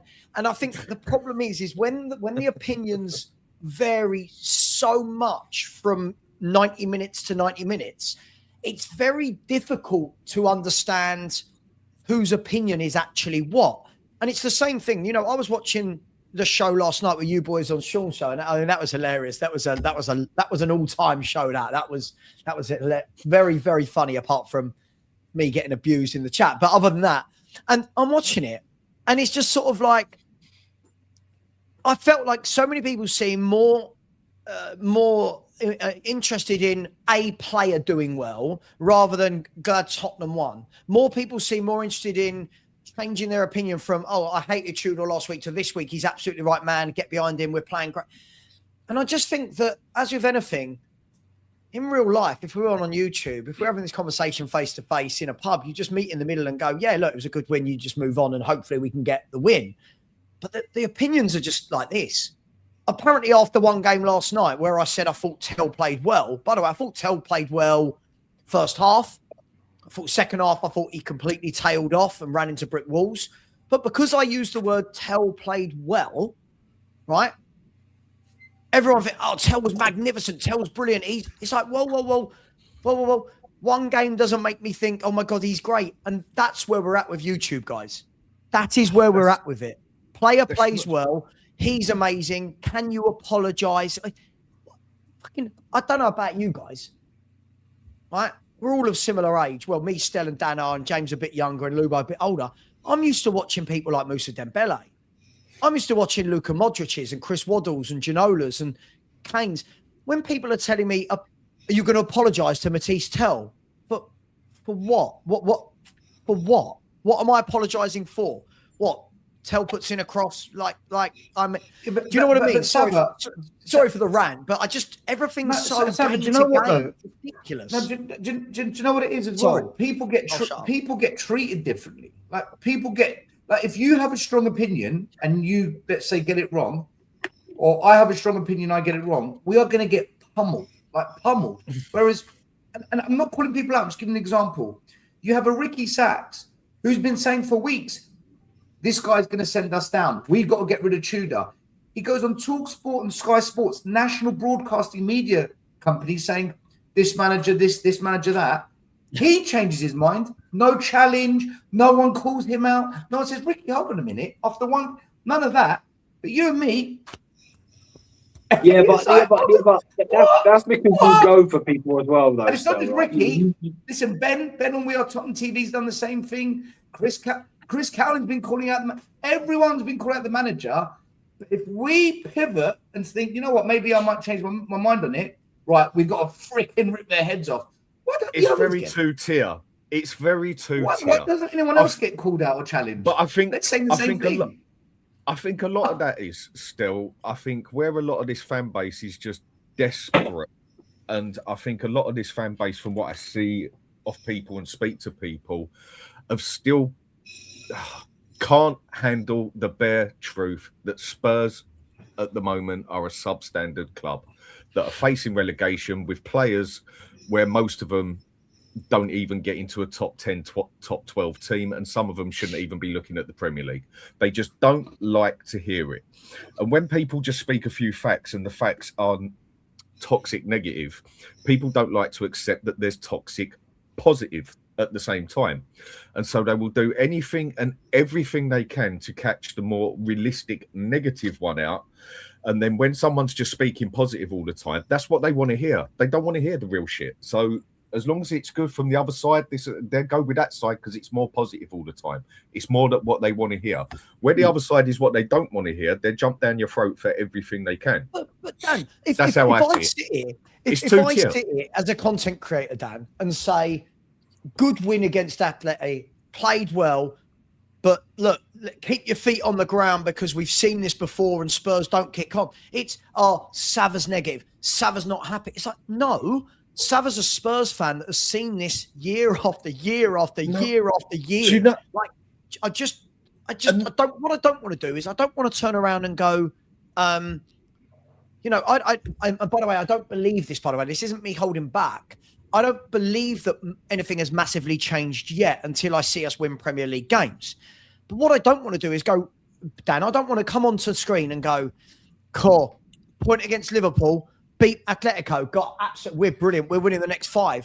Then we lose to Forest, and I say, "Oh, that was shit." And people go, "Oh, you flip flop." Like, I'll give you another example. What I do think actually is a bit of the problem when it comes to this is the positive lot, and what I mean by that is nothing really actually gets mentioned, bar maybe one person out there or something about how crap the season's been, whatever else. People all sitting there saying, oh, that was a great game with Atletico Madrid. We need that one. That could do this and that. What you find is a lot of the time, the more positive ones jump in with, I told you he's going to be generational. I told you he's quality. I told you this Spurs team was quality. I told you we're better than this. And then the more negative, realistic ones come in with, well, actually, what I've seen is this, this, and this. If you go and look on WhatsApp, it's actually all the positive ones that start off the arguments. I told you we can do this. I told you this player was epic. I told you he'll be a captain. I told you all this. And then the other people then step back into the argument. And then you get accused of being negative because you're just standing by your guns that no one has justified anything through one bloody good game out of 40 odd. And then they start going on at you about your negative, your this. Well, hang on a minute. If you weren't such a positive happy clapper and didn't jump down my throat just because someone had his first good game in over 40 games, I wouldn't have even mentioned anything negative. But it's the positive people who jump down your throat straight away. So you reply it with an honest response, and then you're called negative because you're being realistic. Well, if the positive ones would actually shut up and stop trying to shove it down your throat, then maybe you wouldn't reply with an honest negative response. And if you go check on WhatsApp, go check through all of it. At the start of it, there was nothing negative put on there. But next thing you know, all the people that had approved to point on certain players are good and this team is better than what it is, jump down everyone else's throat and then cause the debate with other people turning around saying, well, one game doesn't justify a season, one game doesn't justify a player. And then it just looks like you're totally being negative because you're saying you're not talking about the positive side. It's the positive lot who actually jump down your throat to prove a point more than the other side. Dan, do you know? Go look on WhatsApp and it'll prove it. Mate, do you know? And I hear no argument. Yeah, no. Listen, I agree with you. Do you know what I find just weird at our football club? It's how low the standards are, and we accept the lowest standards and glorify them. I'll give you an example right now of what's happening. We're out the Carabao Cup, we're out the FA Cup, we're out the Champions League. We're not going to win a trophy. We're nowhere near winning a trophy. We're in a relegation battle, and we're trying to praise players that are part of massive problem. And I just sit here going, would they do this at Liverpool, Arsenal, Man United? Would they do it at those clubs? Not a chance in hell. And we're one of the big six. And I've been saying this for many, many years. Our standards are in the mud. And the slightest glimpse of a good performance or a half-decent game or a player that has 2 back-to-back good games, right, let's inflate it right up there. Guys, so true. We're awful. We are an awful football club, and we do this. And I think it all comes down to standards. We have no standards as a football club anymore. None. Yeah, but still, because the standards are so low, because we've been so bad for a number of years and we're in this position, any grain of positivity is, instead of saying, right, okay, let's build on that, it's blown up to be this great thing. It's not all right. I messaged you last night still and said it's no longer okay to just say good win, let's move on. But we can't just say, thank God we won a game. We have to go. It has to be spectacular. It has, he was sensational. This was like, hang on. When they're shit, it's debated for hours and hours and hours and hours and hours. Yeah. So when we do well, we just say a one-liner and let's move on. Come on. Yeah, but Lugo, we're shit most weeks. This is the problem. It's got to be balanced and measured. So when we do play Lugo, well, Savva's right. We're shit most weeks. But Lugo, we've that's right. But give it the same. We've not won a league for 81 days, Lubo. Right. For 81 days.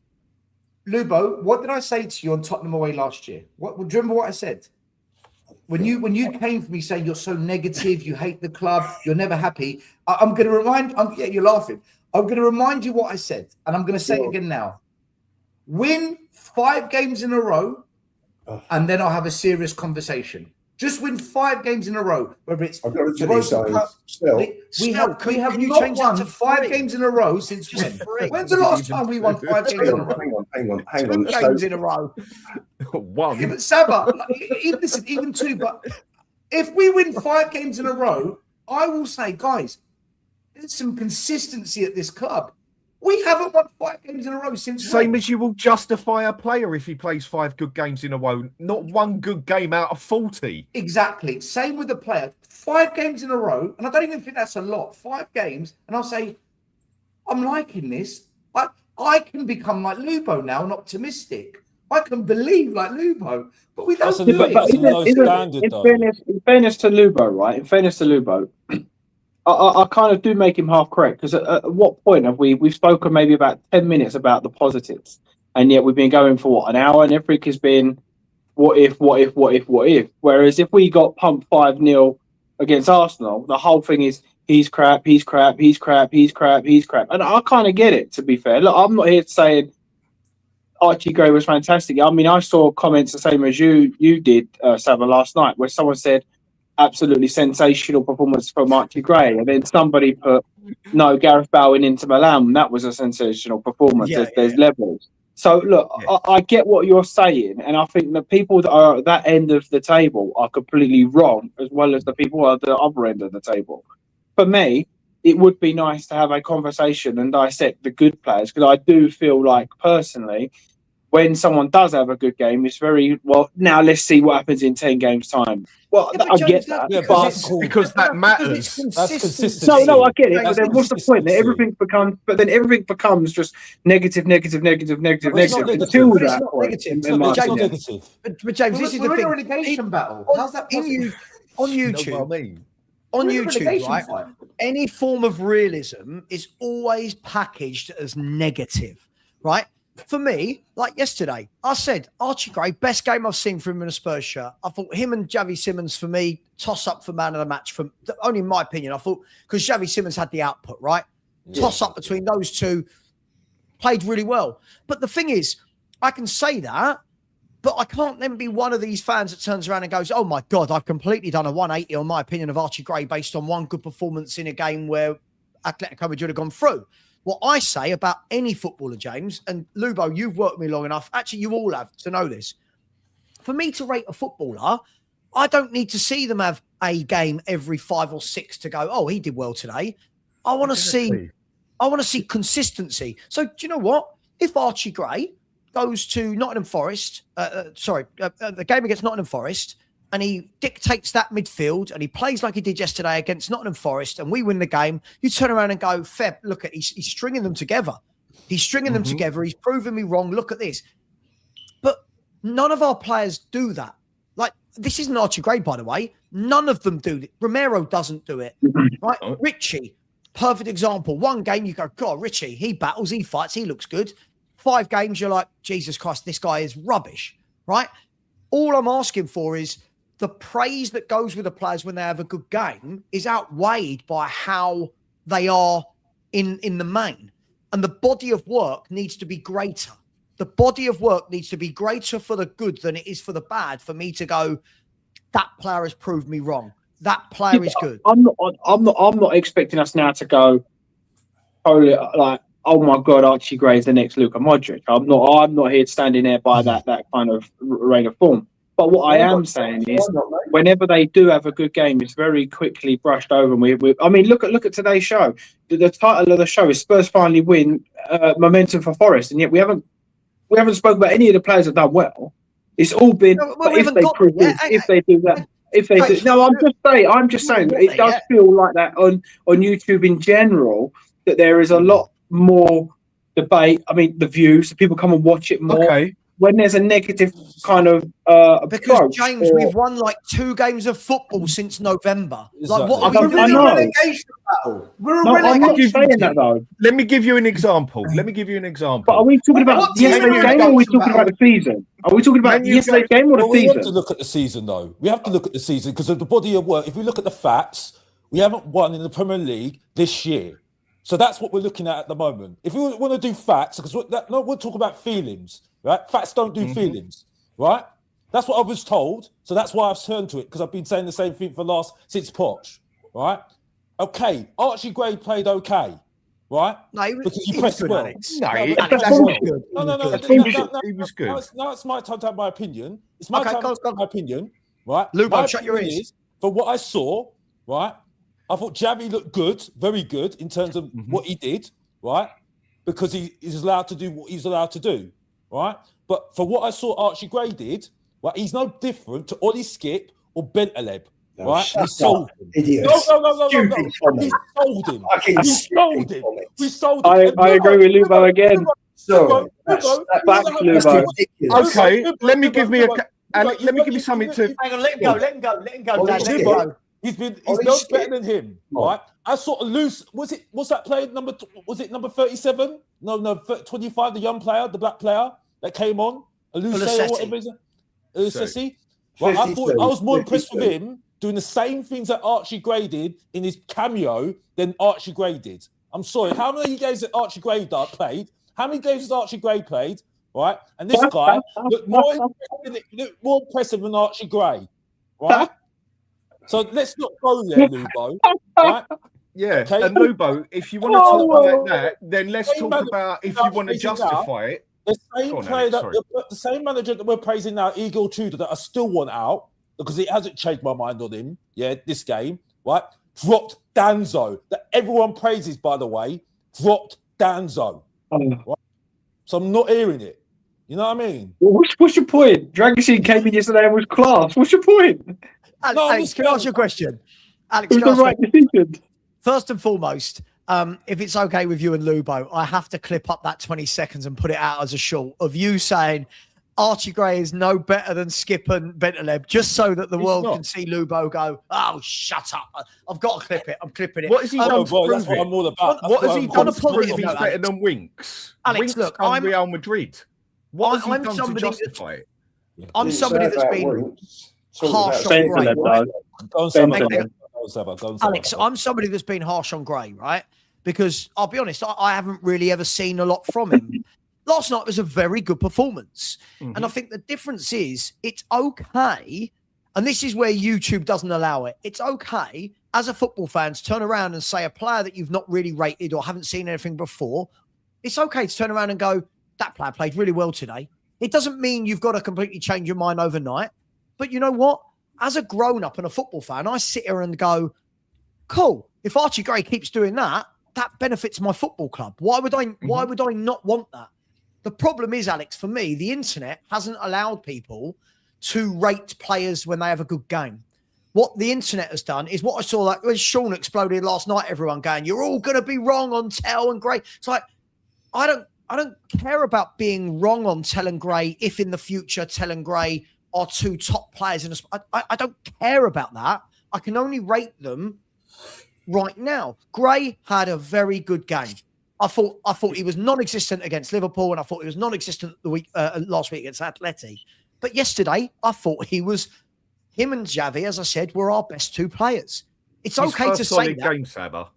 It doesn't mean, Alex, that you've got to turn around and go, I'm now in the Archie Gray fan club, but to acknowledge he had a good game is okay. Can I just explain what I said, right?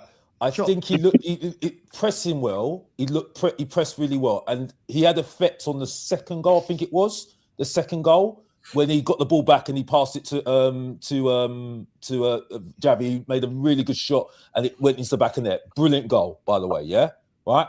And he had an effect on some of the plays that we did, and it looked good. It really looked good, and really when he made that move for Tell, and Tell should have passed it back to him, that was good, right? But I think because he pressed well, right? What I need to see from him is control in midfield, because for me, there was too many times in that game where they were just cutting us open all the time. They just cut us open all the time.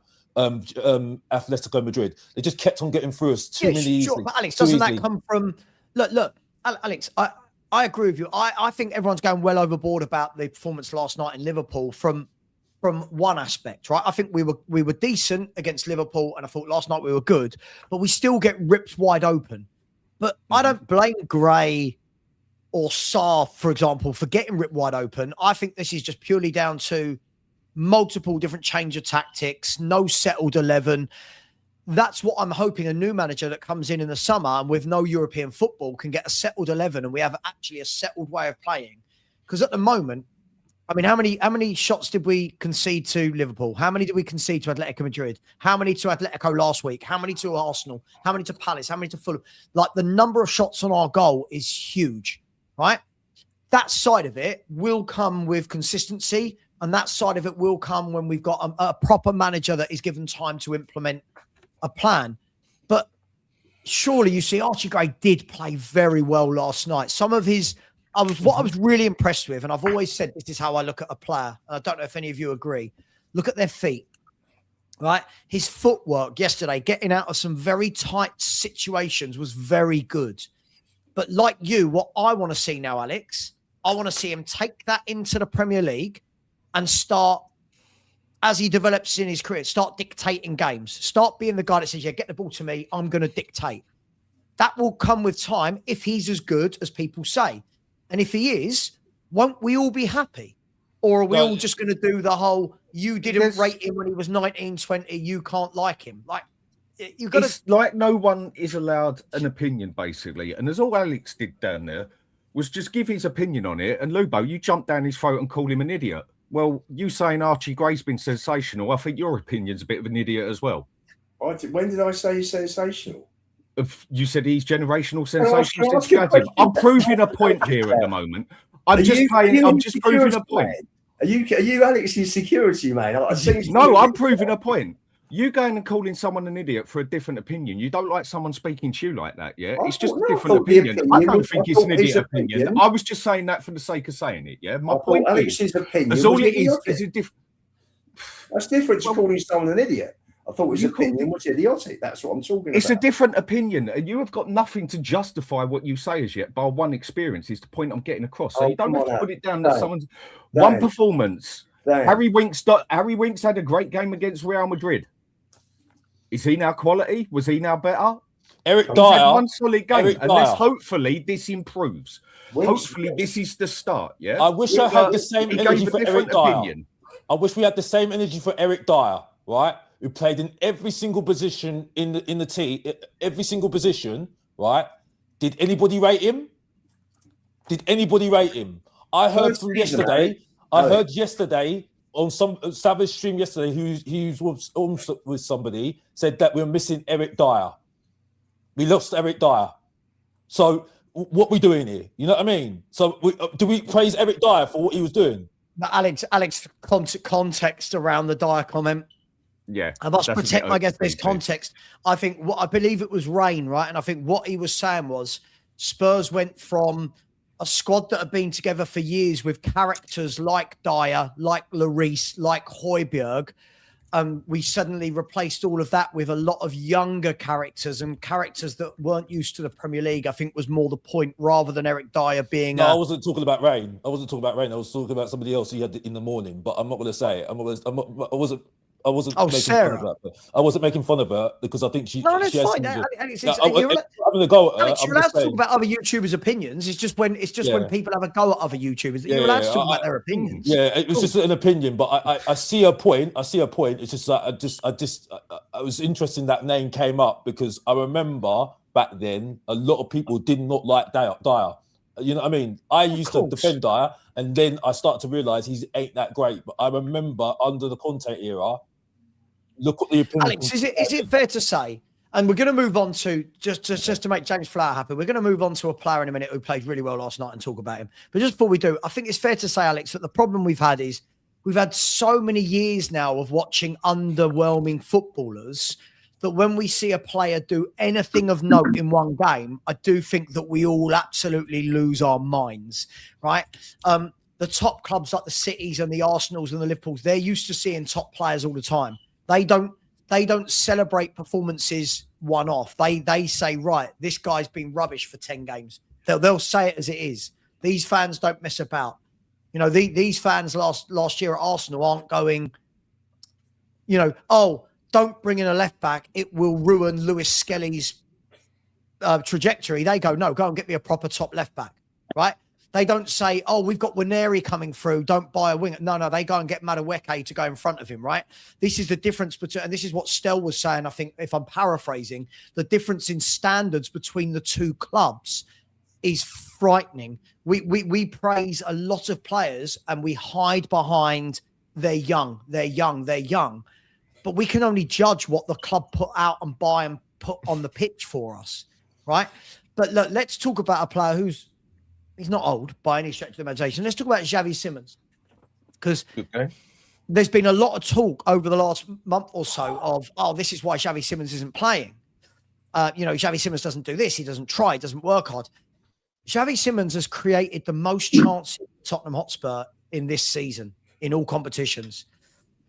That was a decision that's baffled me for weeks by Tudor to not play him when he is the creator. And I think yesterday again showed, if anyone still watches Xavi Simons and can't see the quality he's got when he drops his shoulder, you know, that pass of that no-look pass yesterday to Matisse Tell, the goal he scored, I don't know what they're watching, guys. I think this guy's got to play every game and in the 10. Discuss Xavi Simons. You got to play. Yeah, Bob. He's a player. Listen, he I've playing always Sunday? defended him. You go, Luca. You go. Will he play him Sunday? For me, he's a must. Got to. But will he play him? You know, it's interesting. Do you think any of us here could correctly predict the 11 he'll start with on Sunday? No. Because Danzo wasn't in the team yesterday, wasn't he? So that's the thing. And Danzo had his best game. Well, he was. Do you reckon that's where he hurt himself a bit? Because he give it a go. Take a Nottingham in that last game, didn't he? I'll give it a go. There you go. I'll give it a go at predicting Tudor. There you go. I'm predicting Eagle. Udogi, Palhinha, great.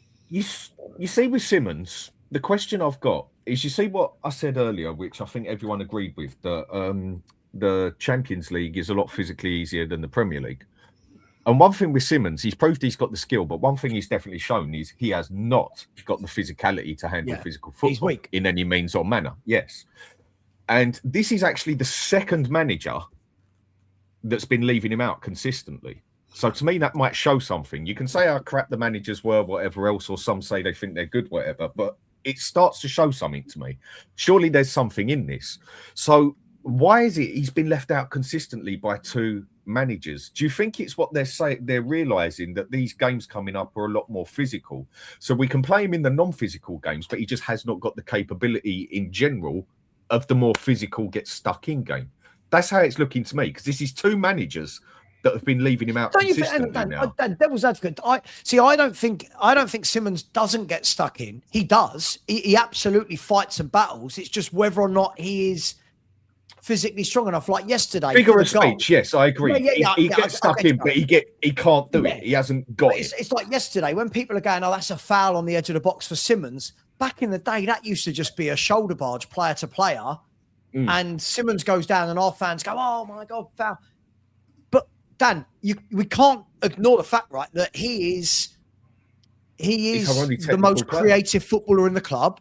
And he has created the most chances for Tottenham this season by a long distance as well. You know, he played Telling yesterday a few times, but it couldn't finish. He scored the goal. He drove through and won the penalty. You know, he's got to start, hasn't he? He's got to start.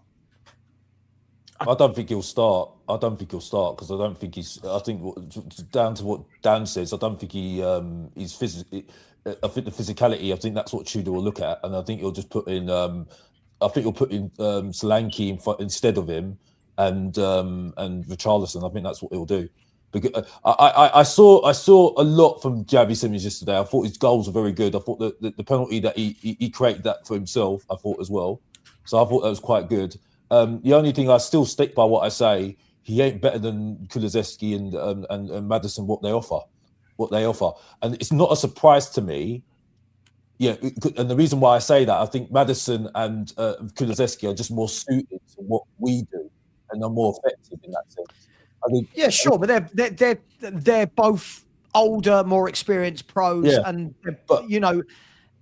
But that, to my point though, is that I just think at the moment, I think with Xavi at the moment, I think he just needs more players that can fit to his game. And I do think, to Gray's credit, even though I thought he was only good yesterday, I think he combined well with him. I think he combined well with Luce when he came on as well.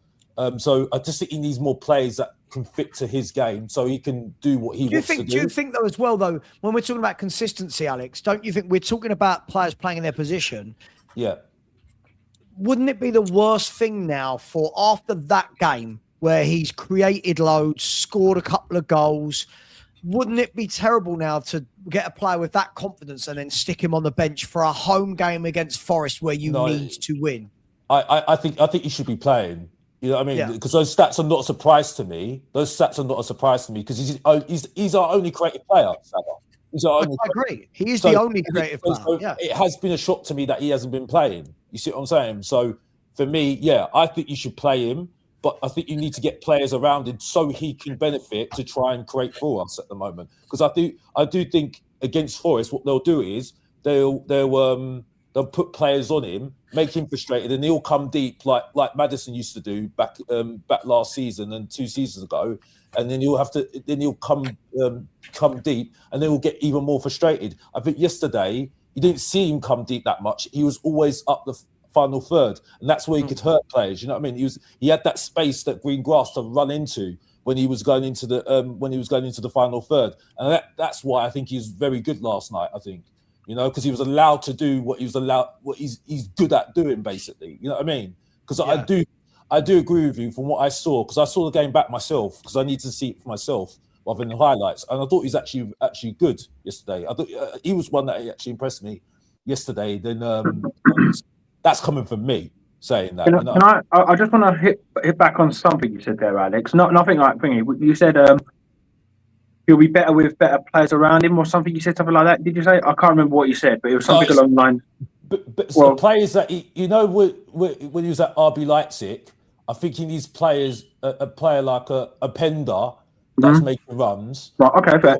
So, or Sesko, you know what I mean? Yeah. So my argument back to that would be: so do we drop a player that is capable of playing that, or do we actually try and get those guys to fit around him? If he's the only one creating and making those passes. And I'm not saying you said we should drop him, but we shouldn't be dropping the only guy that can play them. We should be encouraging the other guys around him. Look, if he gets the ball, you need to be making this run, this run, this run.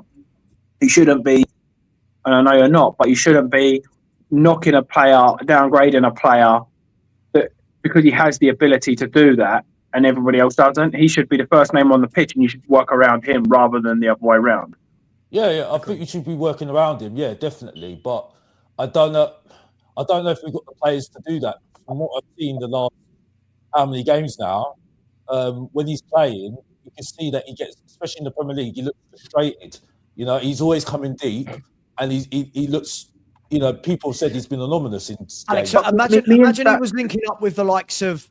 Imagine you had Maddison in the same 11 as him. That's the point I'm making. He's got someone that he can play 1-2s with. You know, he's got somebody he can bounce off. Imagine he's got a son that he can play through balls into. You know, I really hope, guys. I really hope that. Listen, I think it's been a difficult year for Xavi Simons.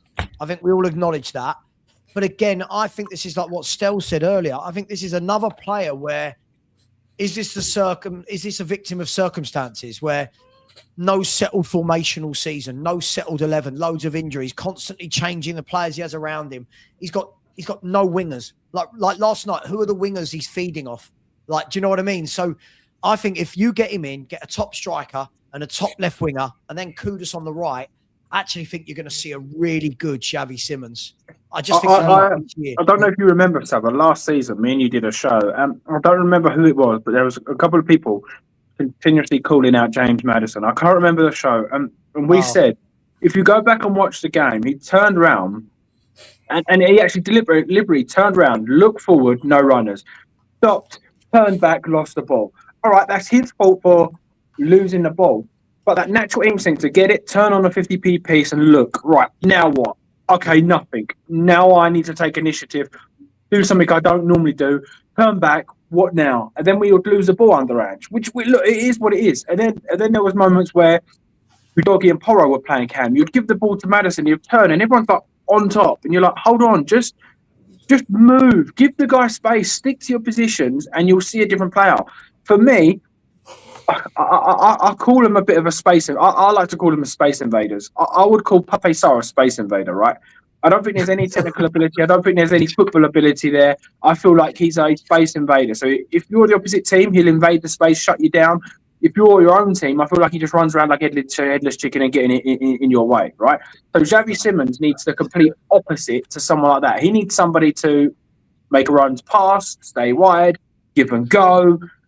Then I think you will see a tenfold of player. But until then, we can't judge somebody on that until we've seen what we have seen, right? I think it's fair to I think it's fair to criticise the likes of Romero's, Van der Ven's, Vicarios, Richarlison's, because we've seen it time and time with the better players. Right now, we haven't. It would be interesting to see someone like that with a bit of space, a bit of time, somebody that they could pay for. We didn't even see Kudos with Xavi, did we, at the start of the season? Didn't they overlap? They were like, he didn't play the start, Kudos did, Kudos went out. Yeah. James, do you know, when we signed him, I didn't know loads about him.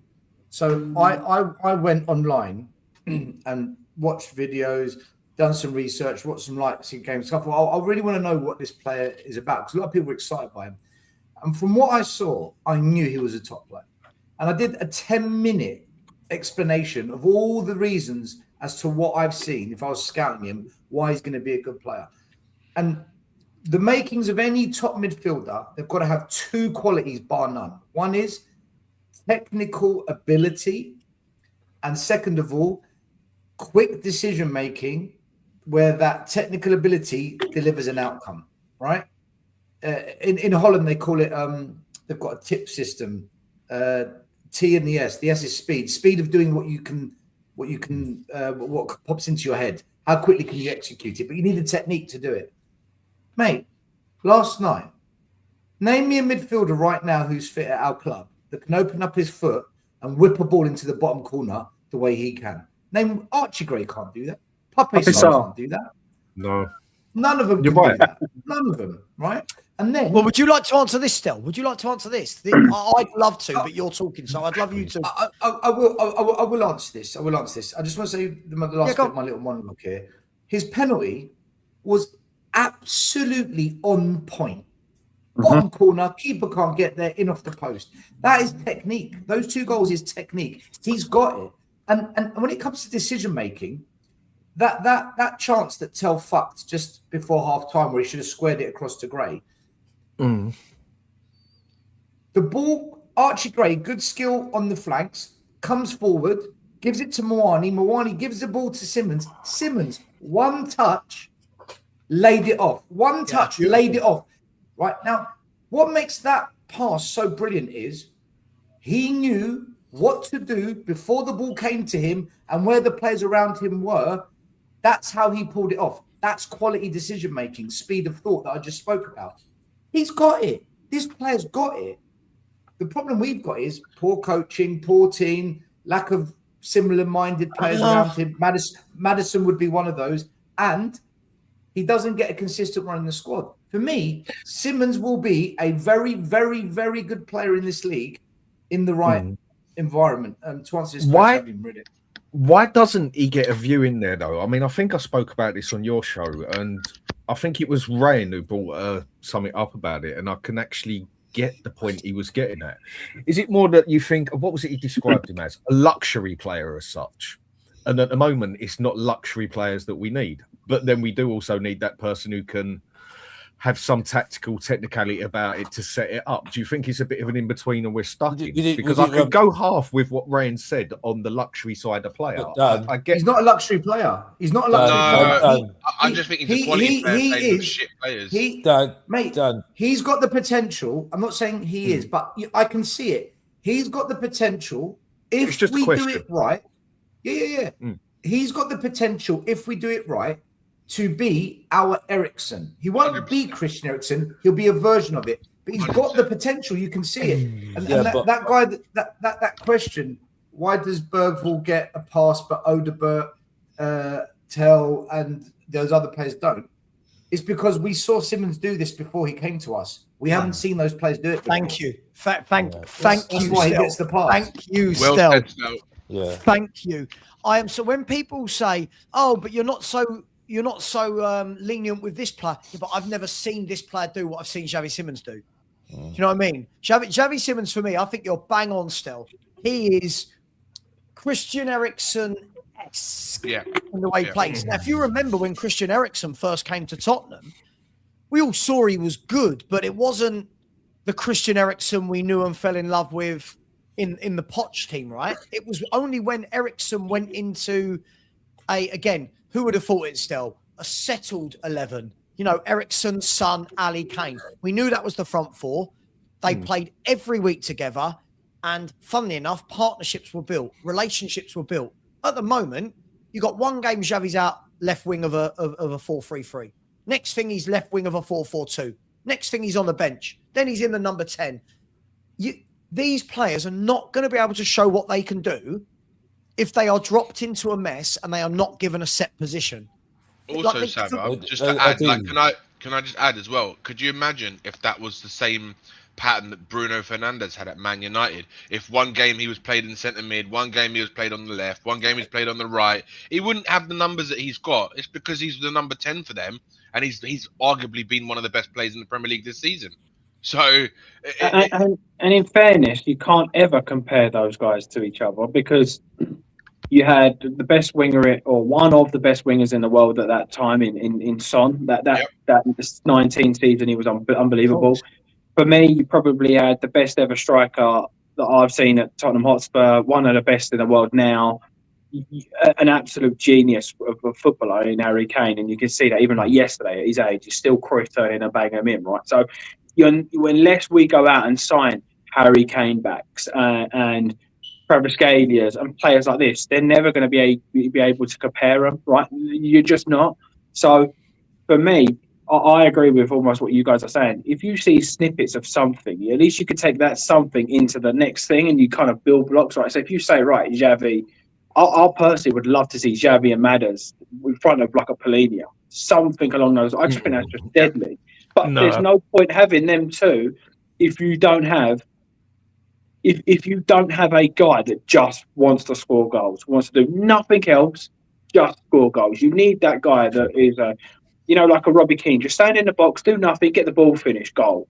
That's what you need if you have a Xavi Simons, James Maddison. James, when we talk about these players, right, you've got to remember, right, and I make you right in what you're saying, but when people say, oh, this player's nowhere near as good as Son, this player's nowhere near as good as Eriksen, the problem is, when we're remembering these players, we're not remembering, no one's remembering Son's first season in a Spurs shirt. Yeah. Are they? No one's saying in year one, this guy's not as good as Son was, for example. Son did nothing in his first year, right? You could see there was a player there, but Son did nothing and then exploded, right? Mm-hmm. Eriksen, he was okay in his first season. I think we could all see that he was a talented playmaker, but didn't really do a lot. But we judge them against remembering the players at their peak. We don't judge them on, do you remember when we first bought that player? Do you know what I mean? So that for me, I don't think Xavi Simons was brought in with a plan. That's the problem here. Of course, that's the thing, and that's what's clear. It's clear right now. It's like the same thing with Gallagher. Not going off topic, but the same thing with Gallagher. I think Gallagher was brought in as I think the main thing is that we should have got a left winger on that time, and we just got Gallagher in as a replacement. Gallagher was brought in as an opportunistic signing, right? Somebody's put it in front of the club and gone, he's available. Do you want him? And as usual, Tottenham Hotspur, that's what we do. We don't actually sign footballers and go, hang on, we've got a setup. Yeah. You know what I mean? This is what I'm saying. We need, let's say it's Poch that comes in, Alex. If it's Poch that comes in, just for example, they need to turn around in the summer and go, right, okay, Poch is here. We know roughly that he plays a 4-2-3-1 wherever he goes, right? We know roughly what he's going to do. Right. So can we now start buying players that play in that 4-2-3-1? Can we buy him a fullback? Can we buy him a left winger? Can we buy him a ball playing midfielder? What Spurs will do, you know what we're like. A player will be presented to us that has got nothing to do with anything, might be a good player. We'll sign them, and then people will go, oh, they're really shit. Right? It's. Can I ask a question? Can I ask a bit of a question to everybody? I personally believe Gallagher was brought in because Poch is going to come back. I just think it makes too much sense to sort of not happen. It might not, but that's my opinion. Do we think, again, this is not comparing the player for player, but do we think that a Xavi Simons could be turned into a Mahrez type winger? I'm not comparing the quality, because Mahrez was a joke. But do you think he could be that kind of, if we was to have an Udogie or whoever, just could constantly create that overlap, allow him to sort of just come inside and work on that, creating, shooting, getting goals, getting assists? Could he be that kind of one that drifts in almost like a left striker / left cam, and then you could have Maddison next to it, Kudos overlapping, and then kind of having like a and overlap from the left? Do you think someone like Poch, because that's what he did, right? He always had Dele Alli coming in or Ericsson coming in, overbombing. Do you think he could kind of work? No. Okay. James. In that hybrid 8-10, that's for me where you play him. But what he needs is a player next to him, which is when I've been saying for weeks, Mawani's crap. But in that 10, I think there's something there. What I would do long term is I think Mohamed Kudus is completely wasted on the wing. I actually don't think he's a winger. He was very up and down at West Ham. 100%. He should come into the middle because he's left and right footed. He's a nightmare for defenders because he can go that way or that way. When you've got a play like that as a defender, it's hard work. So if you know you've got a midfielder that can go left or right and feed those balls in next to Simons, I think Mohamed Kudus would be brilliant in that role next to Simons. What about Kulu and Manders then, or get rid of both, or drop them? What are you thinking? I don't think you can play Simons. I think we've overhyped Kulu, man. I think we really overhyped. I don't rate. I think Kulu's crap. I like him, but he's very inconsistent. Manders. Yeah, Kulu's actually crap. He's not crap at all. He is crap. Everybody's forgetting. I don't think Kulu's crap. He's just not this. He's not crap. He's when he was. He's a top 10 Prem player. Then that's the best. They normally do. You can say that about most. Kulu could leave and go to Man City or and you're like, well, I'm not. No, he's a good player, Kulu. But he's not never crap. been one where I go. Top 6 player. I think it's difficult. Squad player. Yeah. He's a squad player. Like he's a good player to have in your squad. He's a squad player. He's a squad player. I think these conversations are very difficult to have when you don't know what you're going to be doing next season. That's the problem I have with this at the moment. You know what I mean? Because I think James might have a good point. Don't get used to it, James. Right? But the thing is, though, is that I do think that at the moment, without us having an identity, the director of football, which I think is the most important thing for me at the moment, because then the start of the play can determine what we're going to be doing, and without having the coach involved, what we're going to be doing and where we're going forward, I can't really make a decision on whether it is at the moment. And for me at the moment, I'm just looking at Xavi Simons. I don't know if he want to be here next season, to be honest with you, the way that he's gone at the moment. Because he's come into a situation where he's not. There's no plan. There's no plan for him at the moment, and that's why I feel sorry for him. Yes, I've been making fun of him, and to your point, I've not rated. I don't rate. But Alex, doesn't that depend on the manager who we get in the summer when we decide? This is why I'm saying no. I don't think it's about the manager anymore. I think it's about director of football now. For me, director of football. I agree with that as well. For me, it doesn't matter whether a coach is in it here or not. Coaches are coaches now. It's director of football fits the plan and what we need to do. Is Xavi Simons more likely to stay based on who the director of football is or who the manager is? I think it's more on the manager. Well, I think that you start with the director of football because he sets. Does he stay as a player? As a player, Alex, does Xavi stay if Pochettino is instilled as manager? Does Xavi Simons stay? Yeah.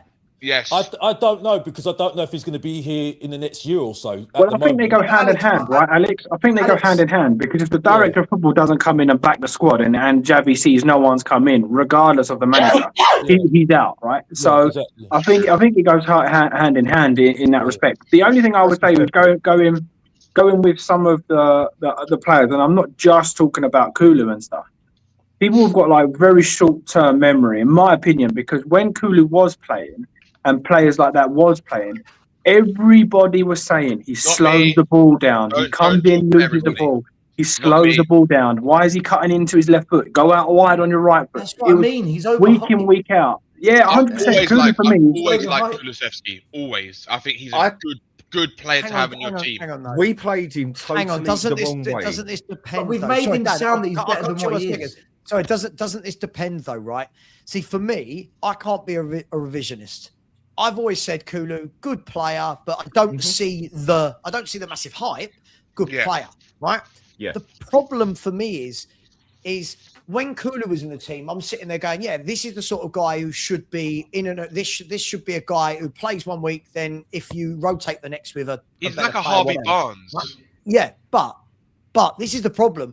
We have, instead of going, right, can we buy better than Kulu from those times? What we've actually done, we've actually bought worse than Kulu, right? So the Yes. problem is the players that are playing now, you're looking and going, Kulu's much better than these players because we didn't actually buy up. We bought down. Yeah, that's fair. That's fair. Right. So Kulu for me should be, and again, it all depends on his knee and, you know, yada, yada, yada. Kulu for me should be, if you've got Kulu, Maddison, Xavi Simons, you know, if you've got those three as attacking midfield options, that's what a proper squad has. That's what Arsenal have got. Arsenal have got Trossard, Eze, Odegaard, Martinelli. No one's saying, oh, you can't have the ball. You've got Madueke, Martinelli. They've got players everywhere, and no one's going, oh, we shouldn't buy Eze because we've got Odegaard. And we need to get out of that thinking. For us, we should have all of these options so that when a Kulu's injured, we go, don't matter, you got Xavi and Maddison. No, that's where Spurs have never actually bought. We always talk about these players, don't we? That they have to be first team definite starters. Who cares? Savva, it's like if you look at Arsenal, they have like a Trossard in their squad, right? You look at Newcastle, they have a Harvey Barnes. Our version of that is Kulusevski, right? He's the version. He's that guy. Well, it should be. He should be that version. He should be. No, but I'm saying he's. Yeah, of course we know that, right? But I'm saying that you know that someone like Kulu is going to guarantee you 5 to 10 goals, maybe across all competitions, and also 5 to 10 assists, right? He's going to produce regardless, right? But obviously, it goes back to the point you just mentioned, so I'm not going to repeat that point. It's the other thing we miss as well with Kulu, yeah? I mean, I told a lot of people 2 years ago, we're playing him in totally the wrong position. Literally everyone bar one told me I haven't got a clue what I'm talking about. No, as all that showed ain't got a clue, Dan. Was that a lot of people didn't watch Serie A. As soon as Juventus stuck him in the middle, Ronaldo made the comment that it's one of the best players he's had play behind him for the target capability that he's got. The thing we lack with him, definitely, that we are desperate for, is physicality. And that is one thing he definitely gives us. Yeah. He definitely gives us that physicality on the He's ball. got an amazing left foot as well. More than anybody else basically does at the moment. And anyone saying he's crap or whatever, well, would you have him in the team now? I don't think many people would say no.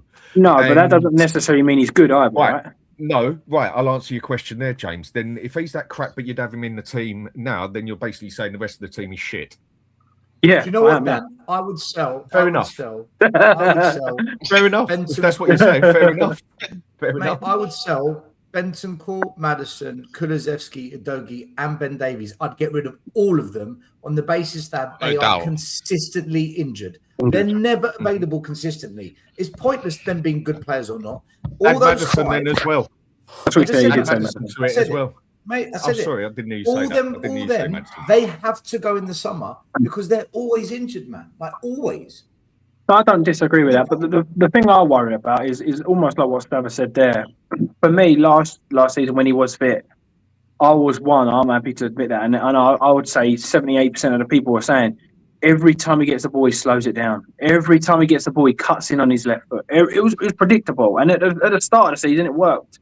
Towards the end, it was like, all right, okay, they just knew what was happening. So for me, with the injuries, like you said, I said the same thing about Maddison and stuff. If they can't keep fit and there ain't nothing going ahead, then you have to get rid anyway. You have to. And that's where I said for me, the only way our fans allow that to happen is if Pochettino comes in. I don't think fans allow a De Zerbi to come in and go, right, Kulu, Madders, Udogie, Romero, Van de Ven, you're all gone. I don't think the fans will say, okay, I accept that. I think they'll go, what's he doing? He's killing our club. Whereas if Pochettino comes in, no, I know. I agree with you, mate. I agree. But I think the only man that gets the grace is going to be Pochettino to do that because he's already built something. What about you, James? I don't think Poch is coming back, guys. You get the grace. I don't think Vinay wants to go into the world of Pochettino bring back. I think Vinay's got a very different mindset on what he wants to do, and I think Lange is going to be here next year as well. By the way, if we stay up, yeah, so do I. If we stay up, I think Lange is going to be here. No, for me, Lange is going to take control of the kids, right, and scouting the youth. But that's do you think that? Me. I bet you Lange and Vinay are both here next year. What is Savva doing? Sorry. Sorry, I've got some new templates and I haven't quite worked them out yet. Sorry. Can you expand Lubo again? That was I want to great. get Lubo in. I want to get Lubo in after this, Stel. After you've talked, Stel, I want to go to Lubo because Lubo. What I like about Lubo, he sits there very diligently listening, and then when he hears a point he desperately likes or doesn't like, you can see him look away from his files or whatever he's doing. And when you said about Lang next year, he immediately went, "No." What's Jeff told you? Right, Jeff does this all the time, right? He tells Lubo these things, right? They really, right, you Lubo really believed ENIC 2.0 was this big revolution, and I remember you and I arguing. I said, mate, what are we doing? Right, then you really believed that there was going to be this big January window. Nothing happened. Now we're saying, well, Poch is going to come back, Lange is going to be gone, mate. You wait and see. We will stay up. It won't be Poch, and Lange will still be lingering here involved. You wait and see. Nothing is going to change. Savva, clip it, repost it. Do what you got to do. Ain't going to change, mate. It ain't happening. He had a bit. Lubo's going to say, I've spoken to someone. Don't tell. I can't say the name, but he told me. And Harry Kane's coming back. Let's bring him in. Let's bring in the main man. He put it on Twitter. I've read it on Twitter. Yeah. Right, boys. Before we bring him, I'm going to shoot. We'll go get a van. James, you go and help that old pensioner that needs some hot water. You go and do that, mate. Well, I don't want to kind of come across as that guy, but I'm here to help. Take care, boys. Lubo, you right, went. okay. As soon as Still mentioned Lang, you went like one of those noise-activated plants. I'm showing my age now. Who remembers? I've been listening and I've been making notes. First of all, Alex, you got to expand him now, Sav. Come on, this is a manifesto here. Firstly, Alex apologies. Wasn't calling you as a person an idiot. Just Lubo, don't apologise. Just the opinion. Stop. Just the opinion. You don't need to apologise. You don't need to opinion. No, Winks. I must say, I saw Winks outplay Modric in the Bernabeu. Wasn't comparing Gray to Winks, just to skip and bend to them. But no, serious. No offence, mate. Thank you for the apology, but you don't need to apologise. Okay. Firstly, can I just track back and just go through a few things I've been making notes on. Go for it. Shots against the team under Tudor. 6 games. Arsenal, in total, 93 shots against us in total, of which 32 were on target in 6 games. Right. Arsenal with 20, Fulham with 18. So you got 38 out of 38 from the first 2. Then, funny enough, Palace, when we played with 10 men, only 9. Atletico, in the first leg, was 11. And in the second leg was 18. Now, you'd think that was the other way around, wouldn't you? But for me, we gift wrapped that tie and that game to Atletico with the mistakes we were making. I don't think they were fantastic on the day. 17 against Liverpool as well. 17 against Liverpool, correct. It's a lot of chances every game, Lupo. I'm not sure what you're trying to defend here. Right, shots on target, because obviously quite a few have been blocked. Yeah, shots but whether a team hits the target or not, it's the fact that we've allowed so many shots at our goal. We can't control if teams hit the target or not, but we can control whether they have that many shots. Well, we can't listen. We can influence by blocking shots, can't we? That goals don't get conceded or Vicario doesn't get drawn into action. In terms of shots on target, Arsenal scored 4 from their 7. Fulham scored 2 from their 4. Palace scored 3 from their 4. Atletico Madrid scored 5 from their 7. Liverpool got 1 from only 4 shots, and Atletico scored 2 from 6. So that shows you the teams we're playing have been really clinical in terms of the shots that have been on targets. Quite, a big percentage. What point you're trying to make, though. Like, I'll be honest. I don't know if I'm being silly. I still feel like, whatever way you look at it, whatever game you watch for Spurs, we just concede chance after chance after chance. Whether the opposition hit the target or not, it's just chance after chance, isn't it? Like it's. Well. No, I'm just saying that just maybe Tudor is starting to get some organisation going. Maybe. Listen, But in the last he has two to games, push we've on this. conceded 35 shots. Okay. Tudor, you Lubo, know what? you wanted him out. You wanted him out again 2 games ago. I'm sitting like this a little bit now because I want to see how it progresses. Last Because Thursday, there's you been wanted some him. progress. Last Thursday, you called me and you're going, I get called out for it. Harry in. Harry That's all right. Redknapp, don't let him go to Cheltenham. Get him in. And now Yeah, this no, week, listen, I've got to say, you're I would have organised. much preferred. I would have much preferred Redknapp to Tudor. Now, he's would not- you? now, probably yes, probably still yes, because I think Redknapp would have put an arm around them, and I think there's different ways of motivating players. Has Tudor give you that bit of hope? Has Tudor give you a little bit of hope that we could improve? I think the result on Sunday, Dan, and the performance last night has made I can me understand that. has made me more optimistic. But Lubo, What's changed from last week? Because I get your listen. I'm with you in the terms of last week. I would still want Tudor out because I think Harry Redknapp. Not saying that Harry Redknapp or Mason would get us safe. I'm not saying that. But at the moment, the approach from Tudor, I think, was ruining the confidence of the team more than what Harry Redknapp would be doing. You know what I mean? Also, he knows the club more as well. And I just think at the moment we needed that sort of those sort of characters than what Tudor was doing. Because I just think it was just getting down that way. I don't look at these 2 games and sit there and think Tudor's done a lot for me. All he's done is he's got them more fitter and just got more than pressing more. That's it, right? And we got lucky against Liverpool because we should have actually got a couple of goals against Liverpool. I think we got lucky against Liverpool because I think we should have got 2 goals. I think Richarlison should have. I do agree your point about the Liverpool game that we had more shots on target, so we should have got more goals. Right? There was more fight, wasn't there? We had the better chances in Liverpool. Better chances, over the game. But on the back of that and this, I still don't think this guy is. I just don't think he is going to do any good for me. I just think it's. Would you stack him, Can I ask everyone a question quick? Can I ask everyone a question? Yeah, it's a serious question because I think I just either don't get this one the same way as others or just see it as others. Can you explain to me how you see as knowing the club? Yeah, because the way I take this, which is quite possibly might not be the way everyone means it. I'm actually asking a genuine question for a bit of advice in that aspect, maybe. Because I take as in knowing the club is knowing how a club works, knowing how it plays and everything. Well, what is there to really know about Tottenham? Apart from our owners are absolute horrendous and everything. You've got a team at the moment that you can't do nothing with because it is just, you've only got what you've got due to injuries. But knowing the club for me also comes down to knowing how the club plays. And again, like we've had debates over this before, there is no set way of Spurs play and there hasn't been no consistent way over 60 years.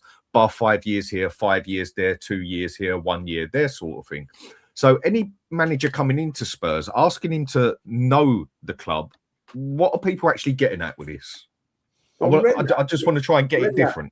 I'll answer you, Dan. If Redknapp had come in, Redknapp was there for what, 4 years? I think it was 4 years. I think it was 4. 4 years, yeah. So Redknapp knows the history of the club. He knows that, we don't play, Spurs are not known for their pragmatic way. That might be the way Brentford play. It might be the way other clubs are seen, but that's not the way Spurs play. Spurs have always been looked at as, you had 16 years of Nicholson. But sorry to interrupt you, Ian, but you're going back to them days. I mean, you can know Spurs all you want, but history back then is totally irrelevant to what it is now. If you look at how Spurs have played over the past, let's say 5 years, where it matters, basically, if anything, we've been more pragmatic than attacking with the managers we've had, So knowing Spurs and the players that we've got in there are just all over the place for these 3-4 different managers. So what does it help if he knows how we genuinely want to play as such? A lot of fans want to play to how these players can play. So doesn't right now. That's the bit I don't get. No, if you're talking about this very second and between now and the Everton game, Dan, we're asking him to do, isn't it? We're asking. People are saying someone who knows the club to come in to keep us up, and this is what I'm asking: is what has knowing the club over the past 20-30 years got to do with knowing the club over the past 5 years of how we play? Well, I think I think the best period I had, Dan, were the 4 years with Harry and the 5 years before the last few months with Poch. So you got 9 years from out the last 18. But we ain't got those players now, so they're irrelevant. No, right. But in between, they have ducked and dived from managers with different styles. So you've got so unfortunately you've got inconsistency there in terms of playing style. You've got inconsistency in terms of the type of players you're buying, because you're buying different players for different managers who play different styles. And the whole thing becomes an absolute mess. And that's one of the reasons for me why we are the way, which is why we're where we are. Lugo, I get that. Let me just finish. Oh, sorry, mate. In terms of talk, we talk about tell. Let's just talk about one player, one position. In the past, I go back through the years that I followed Spurs, and there was never talk about a young kid playing the amount of games that they played. There might be the odd one or two that came through, like Hoddle. Hoddle was 17, came in the team, stayed in the team. But I mean, he was just on a different level. But you never get a team. You would have solid professionals like Tony Galvin that came in, that was bought from Hull, that came in, played in that great team with Hoddle, Archibald, Crooks in the early 80s. You didn't get kids like Odebear and Tell who were being pushed into the team. You had, go back to that team. You had Hoddle, you had Perryman, you had you had Beer, you had Mickey Hazard. You didn't have kids. What? But so what? It's irrelevant. I'm talking about. I totally get what you're saying with knowing a club, but that's all irrelevant. Who gives a shit? It's about now I'm talking about. So the fact that knowing what Spurs were like 10 years ago, 20 years ago, what has that got to do with a manager about knowing the club who has to come in here and now to rescue this club with the players he's got? History is totally irrelevant. It has nothing to do with it. That's why I'm asking. So what does it matter whether the manager now knows the club? At the moment, it doesn't matter how you get the points. You get the points you need to stay up. That's basically what I'm saying. So the fact that if the manager knows the club or not is irrelevant. That's how I'm seeing it. In the summer, it becomes relevant. For me, I'll go with that one. But here and now, it's irrelevant. I'm going to make my point why. So I get where you're coming from.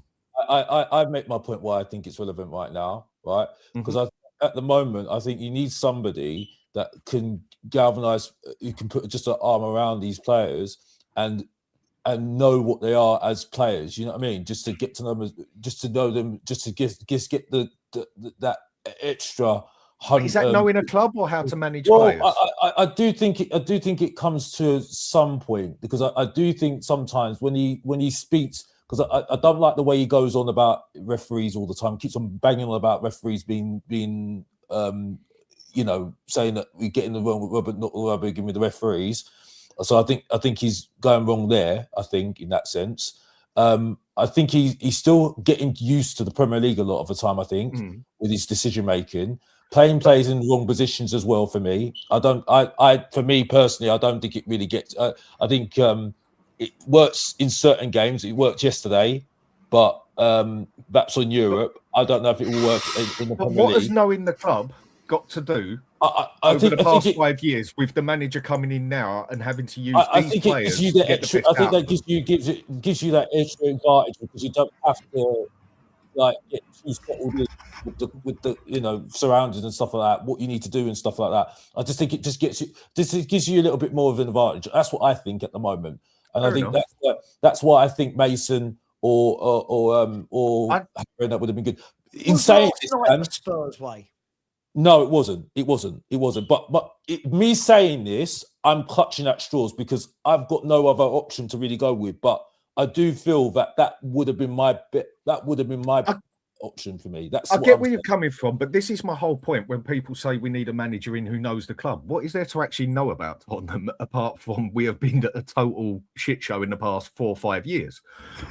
And when it comes down to it, knowing how we supposedly are meant to play at Tottenham when we just haven't been consistently like that, our history is totally irrelevant and means nothing here and now. Here and now, as all it is about is keeping Tottenham in the Premier League, whatever way you've got to do it and whatever way you've got to play is the way I portray it, yeah? So a manager coming in who knows the club no one has really explained to me what knowing the club is a total relevance of a manager coming in here and now just to keep us in the Premier League. Yeah, but I think what I'm saying is at the moment, I think somebody can just get going straight away and put an arm around some of the players to try and get them better. That's not knowing a club, though, Alex. That's knowing how to treat people. But that's knowing how to work with certain people. Work with certain people, but also I think I just think that's just for me at the moment. I haven't really got a proper explanation for it. Guys, I'm just trying to actually work it out. That's all. Because I do hear what you're saying. Yeah, it's really important. Short term or long term, because if we're talking now, here and now. I'm talking here and now. People keep saying, I hear people saying it. This is why I'm trying to work out what people actually mean. I'm not being devil's advocate even here. I'm actually trying to work it out. No, I hear what you're saying. And I sit here and I hear people say we need Harry Redknapp in because he knows the club. Because, well, hang on a minute. Knowing the club is totally irrelevant right now. Like I said, history means absolutely jack shit, nothing. It is totally worthless to what is going on at this moment in time in Tottenham. What is going on at this moment in time in Tottenham is we are in a relegation battle. We can get relegated this year quite easily. So whether the manager knows the history of the club or the way Spurs like to play or supposedly meant to play, what has that got to do with the time of day for the manager who's got to come in here and now to do what he's got to do to keep this team up? So him knowing the club, what has it got to do with it? But Dan, now he's skilled with a person. Dan. I'm trying to work it out. I want to say something, because I just want to say something. Is that I hear your point because you make some good points there, right? But my issue with him at the moment, Igor Tudor, right, is his interviews, the way he keeps on talking about referees. I don't think he's getting the tune out these players as much as what he's seen at the moment. I think we'll have to see what he does at Nottingham Forest, what he does at Leeds, and what he does at all the other teams. But I just think, for me, I need somebody who knows the club and can just get on. Yeah, but how's that knowing a club? How's that knowing a club? Because you can I answer Dan's question? Can I answer Dan's question? Right. Okay. Every single entity, organization, football club, whatever, business, whatever, has a culture, right? Has a culture. The culture is not set by the leadership. It's not. It's set by the people within that space. The people, right? The leadership can try to move it and change it, but it's always set by the people who are within it. So at a football club, the culture of a football club is set by the fans. Which is why when you look, every single time we've had pragmatic football at our football club, it's been roundly rejected and ejected by the fans. The fans have gone, this is not the football that I expect at Tottenham Hotspur Football Club. Now, that's to you keep on saying here and now, and Sav asked. Yeah, I'm talking about now, not long term. So if you're talking the next 10 days, nobody gives a monkey's till the end of the season to keep us up, basically, is what I'm saying. So for the next 10 games, I get someone who would understand how the Spurs fans want it. But I keep hearing right now, Rand, that we need a manager that knows how Spurs work. Whereas if we go long term, I understand that. Whereas short term, I get all of that. You've said it already. I get all of that. And this is the biggest thing that somebody like Redknapp or Sherwood or Poch, if Poch came in now, would do. They'd create an instant link between the players and the fans because they've already had that link and the fans trust them. Fans don't trust Tudor because we don't know him, right? We don't know him. And we've had to build up a little bit of trust. And there's still things about Tudor that we do not like. Yeah. So box office. I don't like the way he's talking about refs. Sav knows that I personally do. I love it. I absolutely love it. But we as a fan base have not built that relationship with Tudor.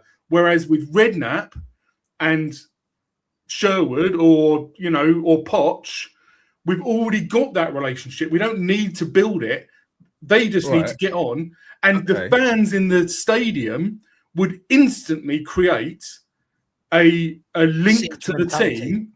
Yeah, exactly. It would instantly be there. That's the biggest reason to have one of those managers. Personally, I love what Tudor's doing.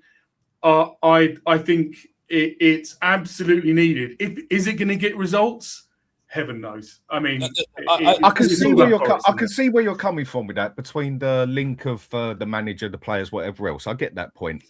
But does that mean that they're going to do any better than someone who's irrelevant to the club and just wants to keep us up, basically?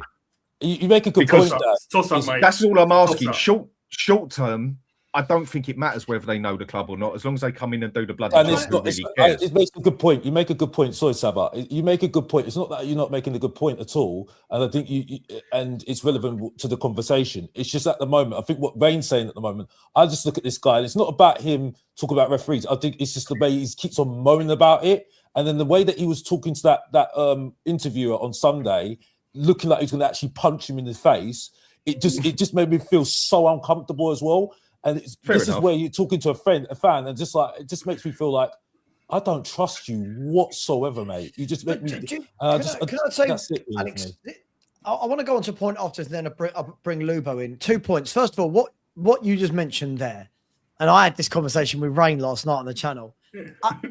I don't care what Igor Tudor says in his press conferences. I don't care how he talks about the refs. I don't care about his interviews. Igor Tudor is here for one job and one job only. He is here to keep Tottenham Hotspur in the Premier League. All of this, but he talks to the PGMOL, he calls out this. I don't care, right? Everyone's getting triggered by everything a manager says in an interview. I don't care. Yeah, he is here.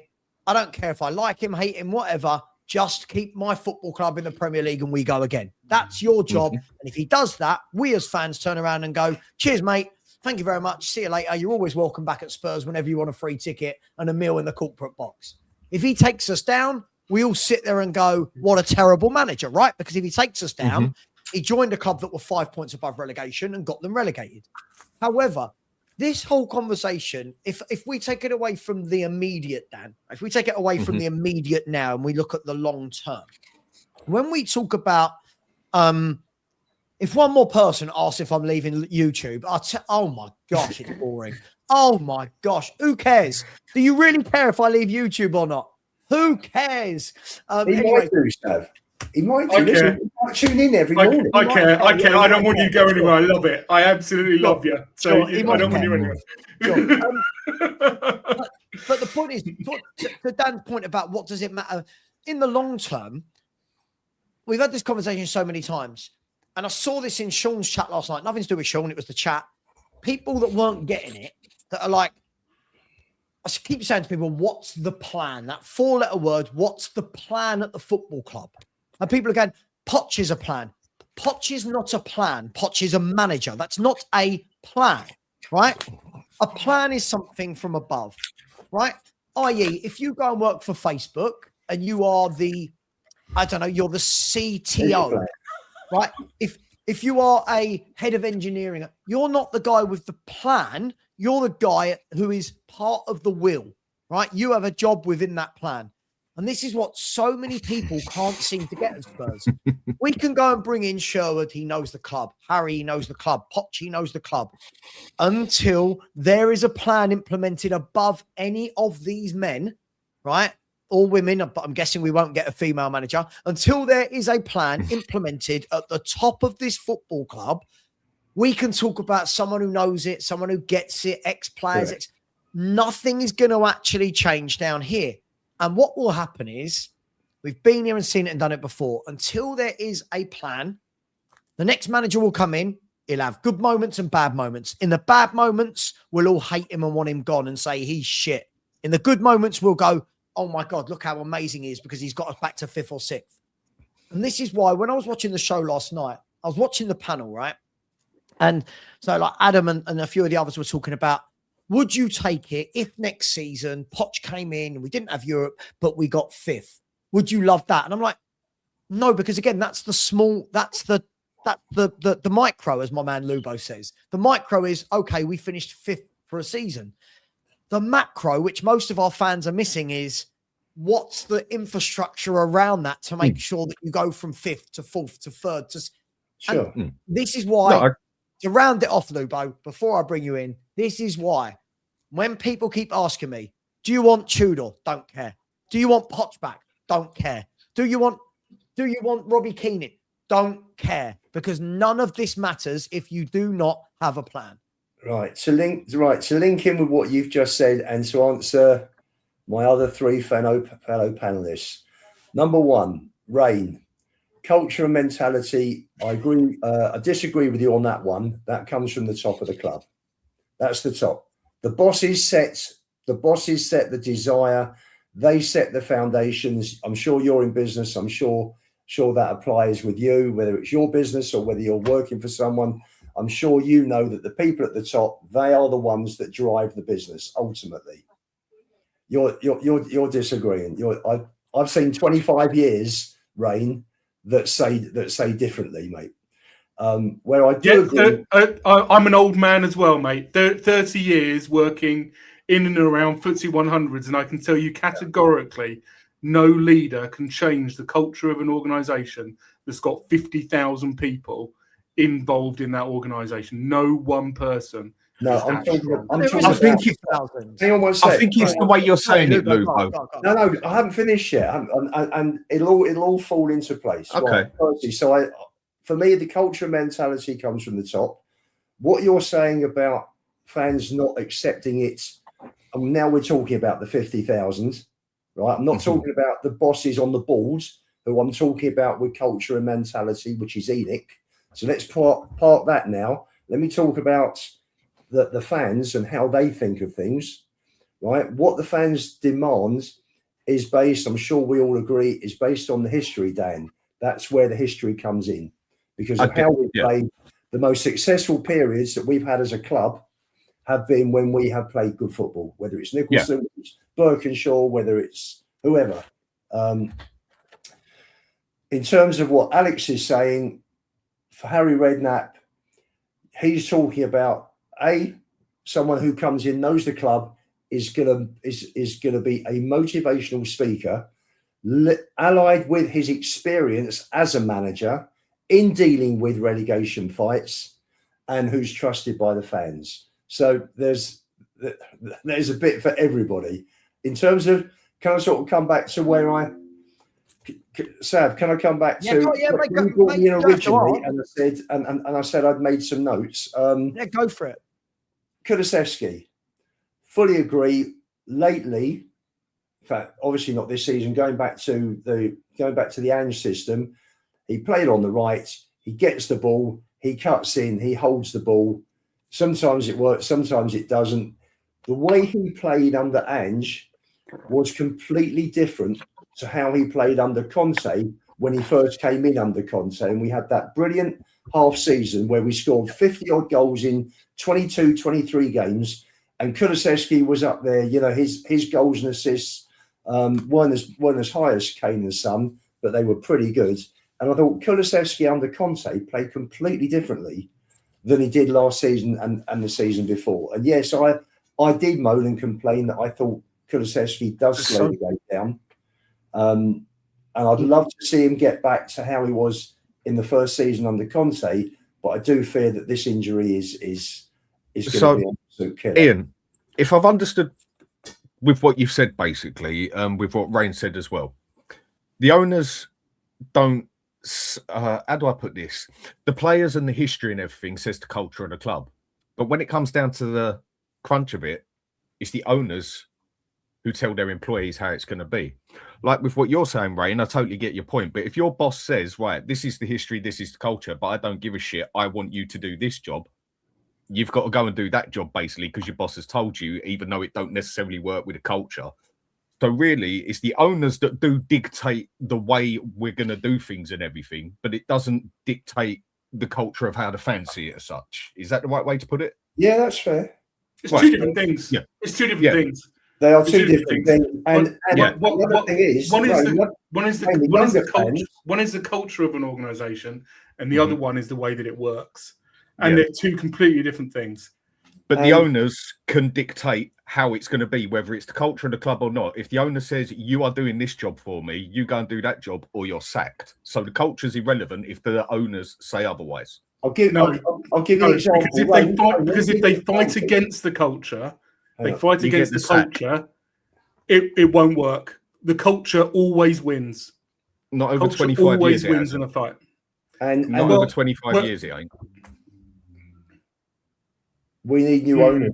They're not winning. Their strategy isn't winning, though, is it, Dan? No, but they're still here 25 years later. So do you know what it ain't winning? It isn't working. Whatever it is they're doing, ain't working. Here. I'm agreeing, but they're still here. So they've still got the say at the end of the day of how it goes. By the way, Lubo, not working. Lubo, just quickly to back up your point on Kulu, in his first season, it was half a season, by the way, or it was 4 months. He came in on the last day of January. He played all of February, March, April, and May. He played 27 games for Tottenham in all competitions and got 14 GA. So he got 14. So he was averaging just under 1 every 2. Yeah. Right. But that worked for him because in that setup with Conte, it was counter-attack, Kulu, Son, Kane. It was devastating. In the Ange setup for Kulu, it was more about getting to the byline and pulling the ball back. And Kulu's not that guy, is he? Kulu wants to be a little bit more intricate. He's not that guy. So you're right. I think you're right. You're right. And can I just say, Dan, what you were saying, but just the conversation you were having with Rain, in terms of changing the culture, in terms of the culture for me is about having owners that are desperate to win and will work sensibly financially, obviously, because you can't bankrupt a company, bankrupt a club like Leeds nearly did in the early 2000s, which, may I also add, was way before the massive money started coming into football from television and everything else. But in terms of changing away from the culture and how fans see it differently. Firstly, fans of my age are a lot different the way we see the club to fans who are in their 20s. We've got a guy on one of the groups that you're on, Dan, who said to me, I said to him, you must be a youngster. He said, I'm 19. I've only seen Enoch. So he sees Tottenham, unfortunately, in a different light to me because I had the glory years before. But you think about changing the culture, changing the way the fans see things, and changing the way a football club's going. Levy sacked Poch and brought in Jose. So complete change, complete 180-degree change from the way Poch was playing football to the way Jose wanted to play football. And I'm not casting aspersions on Jose, fantastic manager. I'm just talking about the system and the style and how the fans. Isn't there a difference here? Everyone talks about culture. Have you noticed? I don't use the word culture. I talk about implementing a philosophy. I think if you implement a philosophy, that can build a culture for itself. I don't think you can just, like, people say what they want to hear from the owners, right? People hear me out on this, guys. So people turn around and they said, oh my God, what we love about the Newcastle owners is that the Newcastle owners went in and said, you know, it might take 5-10 years, but we will win the league. And people go, God, what a good culture they're setting there, right? What a good culture, a winning culture. That's brilliant. But our owners did that in the summer. Our owners said things. You can say things. They said in the summer, the Europa League isn't enough. We want to fight on all 4 fronts. And what they did was a lot of fans, you can see today, a lot of fans, a lot of journalists say things like, oh, how Tottenham failed to work on all 4 fronts. Well, sure, but you had the same squad pretty much as last season, but you lost some of your better goal scorers. What did you think was going to suddenly happen? Because they've said they want to challenge on all 4 fronts, that we're going to. For me, it's more important about implementing a philosophy. I've said this a million times, Lubo, you know I have. I just use these people just as a guide. You go and get a Ralph Rangnick and you go, right, here's the keys to the castle for 5 years, right? Ralph, you are in charge. You can sack whatever scouts you want. You can sack whatever intermediaries you want. You can sack whatever recruitment analysis you want. You can sell whatever player you want, and you can bring in whatever manager you want. Ralph, this club is now yours. Implement a philosophy, right? He goes, right, I'm bringing in, just spitballing, who do I know? Who do I work with? I'm bringing in Nagelsmann. All right, brilliant. There you go. You've got Ralph and you've got Nagelsmann. Cool. They're on the same page. Here's the philosophy. They both understand what each other wants. That means that the scouting gets better. That means that the recruitment levels are better because they both know what they're after. Now, all of a sudden, after 2-3 years, you start to see, and by the way, Spurs fans, it's not going to happen in 1 year. It's not going to happen. Right? After 2-3 years, you start going, oh, they brought in 15 players over the last 3 years. 15 players have gone out. Look what we're doing. I see what we're doing now. We're bringing in technical players. We're bringing in to play this way. Suddenly, everyone knows what a Spurs footballer looks like because we've got a philosophy. Second of all, people aren't mocking us and taking the piss out of us. Third, there's been no disruption or change for a few years because you've given a manager and a director of football time together to build something. And more importantly, it means when Nagelsmann turns around and goes, I've been offered the Real Madrid job, I've been offered the Real Madrid job. Thanks, Spurs. I've had 3 years. It means the next manager comes in, is of the same philosophy, doesn't have to be identical, the same philosophy, works with Ranić, got the players he needs to go, and we go, what a well-run club. So for all those people that I'm seeing people now saying, just give Poch loads of money and we'll be successful. No. Are we not working that for 25 years we've spent loads? We have spent loads and loads of money. We are the fifth top spenders. Fifth, I think, isn't it? Yeah, I think he's fifth. Right? I think he's fifth top. Fifth top spenders, right? So teams that have spent less than us have won league titles, Champions Leagues, multiple FA Cups. So you can't just chuck money at the situation. There's got to be a plan in place. And when you talk about that, the number of people that just go, just get me Poch and we'll be fine. We had Poch. Was it fine? No, it crumbled because we didn't build. We didn't have a plan. We didn't. That's exactly what I've been saying, Savva, what you said. It's not that I'm copying what you said. It's exactly what I say by identity. You know what I mean? I need an identity at the moment, and that's only going to be implemented if you have a director of football and a chief executive working on this, like that can work well, but know what they want to do. That's why I say Parategy was what we needed, but he just didn't get the club and what we wanted to do because he had the right setup, but it just wasn't right to what we needed as a club. You know what I mean? The identity and stuff. Alex, without whether it's Parategy, whether it's Ranić, whether it's Paul Mitchell, whoever it is, without that support from the people above, so that they can, and it's take levels of spending out of it. It's all about spending the right money on the right players for the manager that fit into his system. Now, Spurs found, for Poch's team, Dele Alli cost £5 million. And that was after the explosion in transfer fees that came about with Mbappe and before that Neymar. And all of a sudden, the £20 million player became a £40 million player, literally overnight. It's about getting the right player.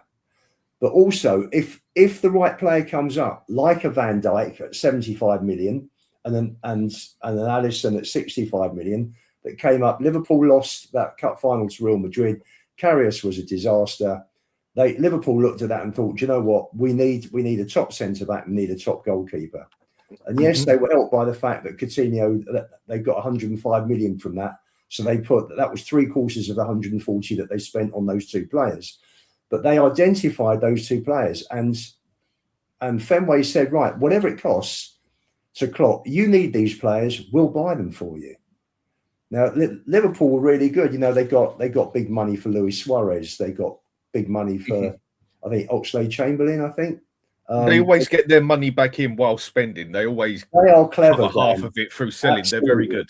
They are brilliant with transfers. You know, this year just gone, they got money. What did they get? 65 million for Luis Diaz, didn't they? Well, basically, they spent a hell of a lot of money. But if you look at it, if I remember right, they made at least half the money back, basically. Absolutely. I think their net spend was about 230 out of 450. You're right. It's about half, 235. Yeah. Lupo, look at this, right? If you look at this, this is the last 5 years in the Premier League. This is how much each club has spent and their net spend, right? Yeah. So if you look at this, right, Tottenham in the last 5 years, so just after we moved into the new stadium, right, Yeah. Tottenham have spent 30 million shy of £1 billion on footballers, right? 30 million. Now, when you look at that, right, we are fourth bottom in terms of, if this was a league table, we're fourth bottom in terms of net spend. So when people say just throw loads of money at it, just give it to a manager, this goes to show this isn't just a money thing. Only, if I'm not wrong there, if you look at it, Chelsea 1.8, we know is ridiculous, right? United 1.09. So what's that? What's that? 150 million more than us, United? What? No, right? what? No, so that's 40. That's 40 million. That's only about that's about 60 mil. 60, 70 million. Hang on. Yeah. 970, 109. 109 is. Yeah, it's about 70, isn't it? Okay, No. whatever it is. Okay, whatever it is, right? 120 million. Okay, right. So when you look at it, right, only if we're looking at purely the first column, the first number where you see Spurs have 970, that is just money spent on players. The last column is the net spend. Now, if you actually look in that time, Tottenham Hotspur have only been outspent by Manchester City, not by a lot, by the way. That's probably one Jack Grealish, right? We are just behind Man City, just behind United, and obviously no one's anywhere near Chelsea. And you look at the difference between Tottenham and Arsenal is the cost of one Wilson Odobert, right? When you look at what we spent, Odobert was roughly 25 to 30 million, right? That's a 27 million pound difference. Tottenham Hotspur in that time have spent just shy of £1 billion and 644 million net spend, right? When you actually take that into account, now, by the way, the middle column is the money coming in. So that's the difference there between Chelsea and every other club, is that Chelsea, whilst they've spent 800 million more than anyone else, they are raking in way more money in revenue than anybody else, right?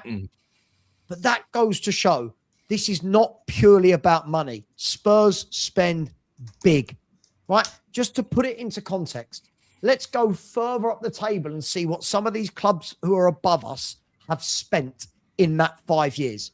Crystal Palace have spent 363 million, right?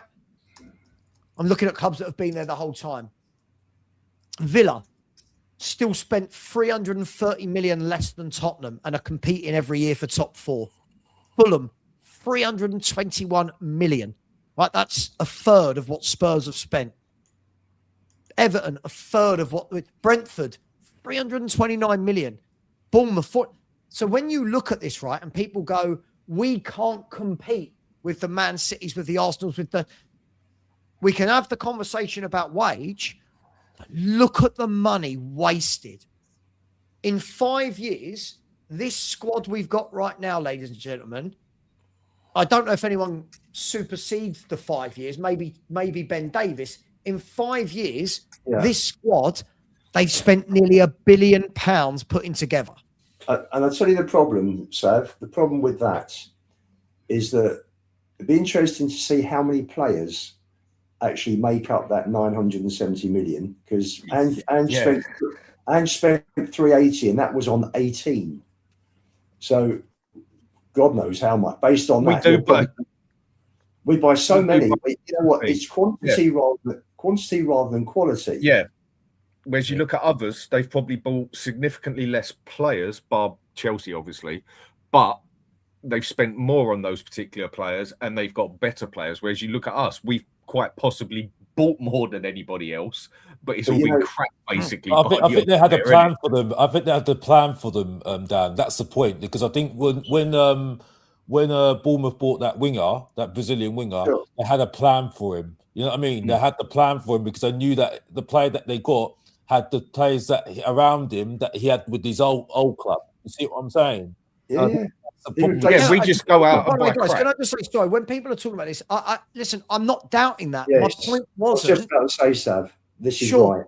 Yeah, sure, but we're missing the point. The point That's not wasn't, the point he was getting at. Should we be where Man City winning what Man? The point was, look how many of those teams below us have spent a third of what we do. Probably have a third of our wage cap, Yeah. And as I said, for the last 3 years, Bournemouth, Brentford, Brighton, Fulham, and Palace have more points than us.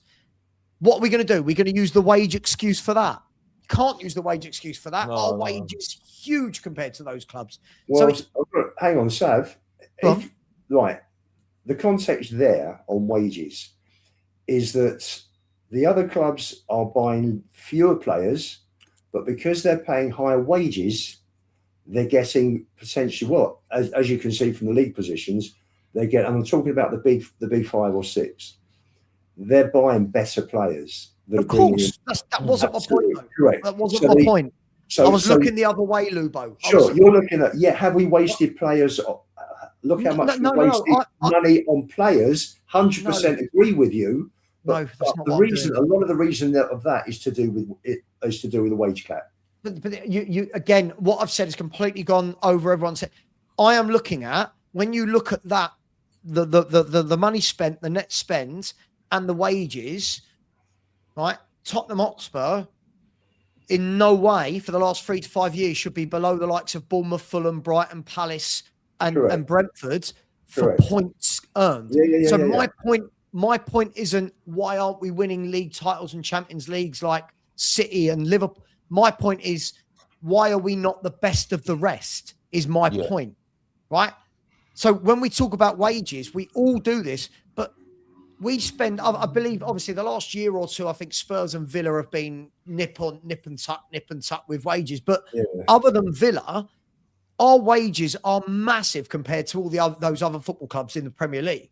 So when we talk about wages, sure, but why aren't we the best of the rest then?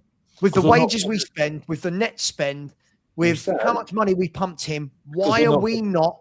Because we're not getting the right players every year at a minimum. We're not getting the right players to fit who we need in the team. Basically, that's what I'm trying to say. Because I think that's where we spent a lot of money, but we spent it on the wrong sort of player or the wrong sort of quality to fit into what we were trying to do in the first place. And that's the thing. If you can get the right sort of player into a system or into an identity that you want to play, the way the club wants to play, correct, and what they want to do, you know what I mean? Like, for instance, what we were talking about earlier, Xavi Simons, you brought him in false pretenses when you didn't get him in to have him as a player that has that Sesko next to him and a Pender that can make runs. You didn't get that in. You got him in because you thought he could just do whatever he's doing, you know what I mean? Play that number 10 role, when we can see basically that he can't do what we want him to do, you know what I mean? So it's kind of like we should have got that left winger, Lookman,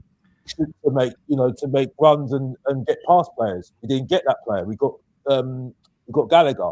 So it's again wasting resources, money, and making more money. Like again, Richarlison. Was Richarlison the main guy that we should have got in, or someone that could be understudy to Harry Kane? No, that's the thing. It's wasting money on certain players when we could have got somebody who is got more, who's better, or who's better than, well, we can't get better than Harry Kane, but who could do a better, similar job to Harry Kane. Alex, there's so many just from what you said, there's so many offshoots of reasons why it hasn't worked. Number one, you look at the clubs. Brentford play a certain way. They have an organisation. They are, everybody knows their jobs and their success. I say success because a club with a turnover and a wage bill that they have, with a ground that holds 17,000, to be competing in the Premier League for the last several years and not being anywhere near relegation, for me personally, everything's relative. But based on those figures, and football is all about finances today, Brentford are a success for me. Fulham are pretty much Bournemouth 11,000 their crowd holds, lowest wage bill in the Premier League, and look how well they're doing. I mean, superb, because they're organised, because there's a plan, because there's a structure. That's the thing. Because there's a 7-point manifesto at these clubs, Sad. That's why, mate. We're missing a critical word. Sorry, we're missing a critical word with Bournemouth's net spend over 5 years Like you think year on year, if my maths works out, that's just over £2 million they've spent a year. Right, 11 million, and we're at 666 million or whatever it is. And Bournemouth have more points than us for the last 3 years.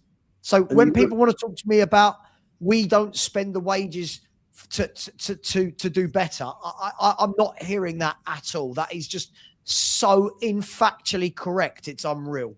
Sav, it all depends what you're judging those teams against, what the levels that you expect them to reach. Us. I'm judging them against us for the last 3 years.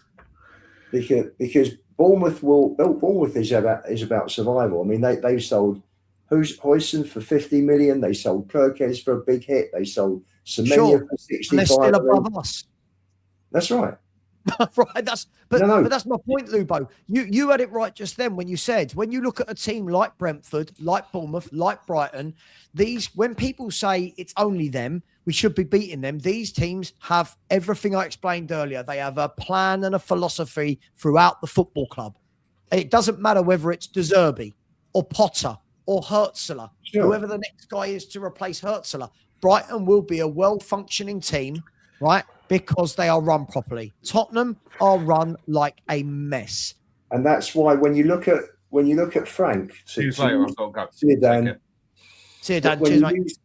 When you use Frank as a perfect example, he's come out of something that's really well run, really well organised, with good people around him. Everybody's got their specific job. They know exactly what they're doing. They play the same way. They go out and they buy the players that fit the system. And Frank came out of that and came into this mess at the club. So, like any manager, all managers that come in the club, you can judge whether you think Frank did well individually at Spurs and whether he made the right decisions, the right systems, picked the right players. That's a separate argument. But Frank came in, and like every manager, they're set up to fail at this club. And until we get new owners, who will give the right support. This isn't just about money. I agree completely, Luke. To finish this off before, sorry, Ray, let me bring you in, but just quickly before you do, just to round this off. But this is my point, Lubo. So when we're all going so hammer and tong at a manager, and this is the realization I've come to in the last few years, we go hammer and tong at who the manager is, but we're seeing the same pattern of behaviour from the football club every time. Yes. Right? You know, you're right. Thomas Frank came from a place at Brentford, which he was part of building, by the way. We can't. Yeah. He gets disassociated from that. That when he came into Brentford, they were bottom half of the Championship, and he took them up, kept them up, got them in the top half of the Premier League. So when everyone just says, "Oh, it was really well run at Brentford," well, it wasn't always. It wasn't always. He was a big part of helping implement that, but he gave us the biggest clue in the summer, Lubo. He turned around and said, "There's no relationship between the management and the scouting team," in as many words. But we all went, "Shit, get him out. He can't do it at a big club like Spurs." I don't think the word was, "Can he do it at a big club?" I think the words were, "Can he do it at a disorganised football club?" And that's the difference. When we're all going, a big club like Spurs, what are we big at? What are we big at? We've been shit for years. What are we big at? But we got arrogant. He's not. He speaks like he's at Brentford. So go through the years. So the one word. Sorry, Lubo. Give me a minute. Give me a minute. I've got to go. I've got to show. The one word that's being missed when you're talking about a plan is consistent.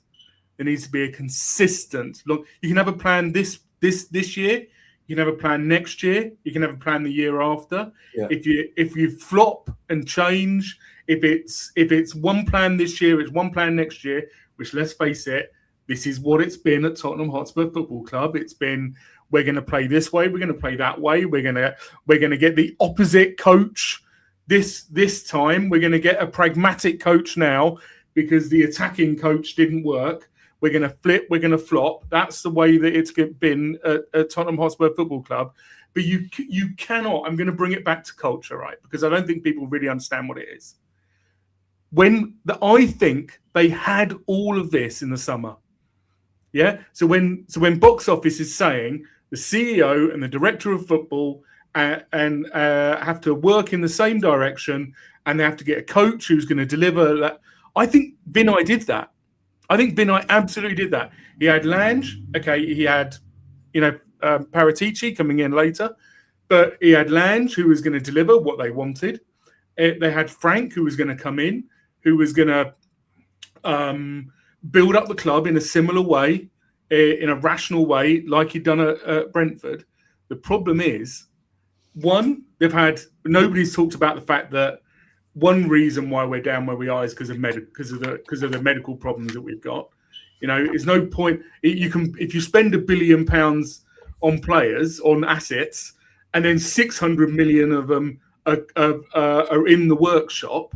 It doesn't matter how much you spend. You can't keep your assets in working order. But the other thing was, Frank came in and he had a clear strategy. It was get us defensive first, and then get us working up top. And do you know what Spurs fans did? I don't want a pragmatic manager. I don't want a manager who's going to play defensive. I don't want a manager he's too defensive. We were getting points. The only reason why we're not currently in the relegation zone is because Frank got points at the beginning of the season using pragmatic football. And the Spurs fans rejected that. The Spurs fans decided, so many Spurs fans decided, I don't want Frank. He's a pragmatic football manager. It's fine to have a plan, but the plan has to align with what the people expect.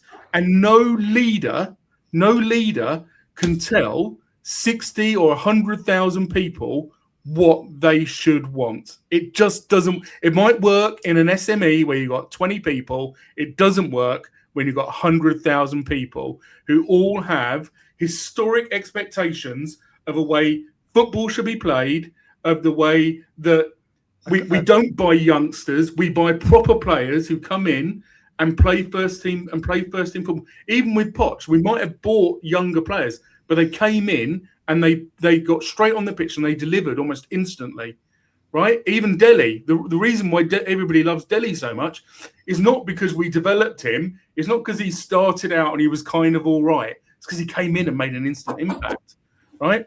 Everyone at Spurs wants a plan, but it has to be their plan. We don't want the club to make a plan. Everyone wants one plan, and that one plan they want is amazing attacking football, right? And the problem is, even if you want that, Rain, and if you want to implement amazing attacking football, with the squad we've got right now, that's going to take years to bring in the right type of players, the right manager, the right director of football that can get that to everybody's liking. And yes, you're right. At the beginning of the season, whether you like Frank or not, this isn't about he should have stayed, should have gone. I don't care about all that. At the beginning of the season, I think Frank realised we don't have a lot going forward. We don't have a lot going forward. I'm going to put Bentancur and Paulinho in front of that back four. We were hard to beat. We weren't conceding goals and we weren't losing many games. What did our fan base do? What did our fan base do? He's got to break up Paulinho and Bentancur because we're Spurs and we want to attack. What did he do? And this is where I judge Frank. Frank broke up that two in midfield. What happened? Everyone ran through our midfield and started losing game. We want it, but we want it now, Rain. The next manager that comes in next year will be expected from game one, right? It will be show us attacking football that's really, really, really good, whilst being tough in midfield, whilst not conceding goals. Go. A couple of things. Yeah. So Frank's strategy was eaten. There's a phrase, right?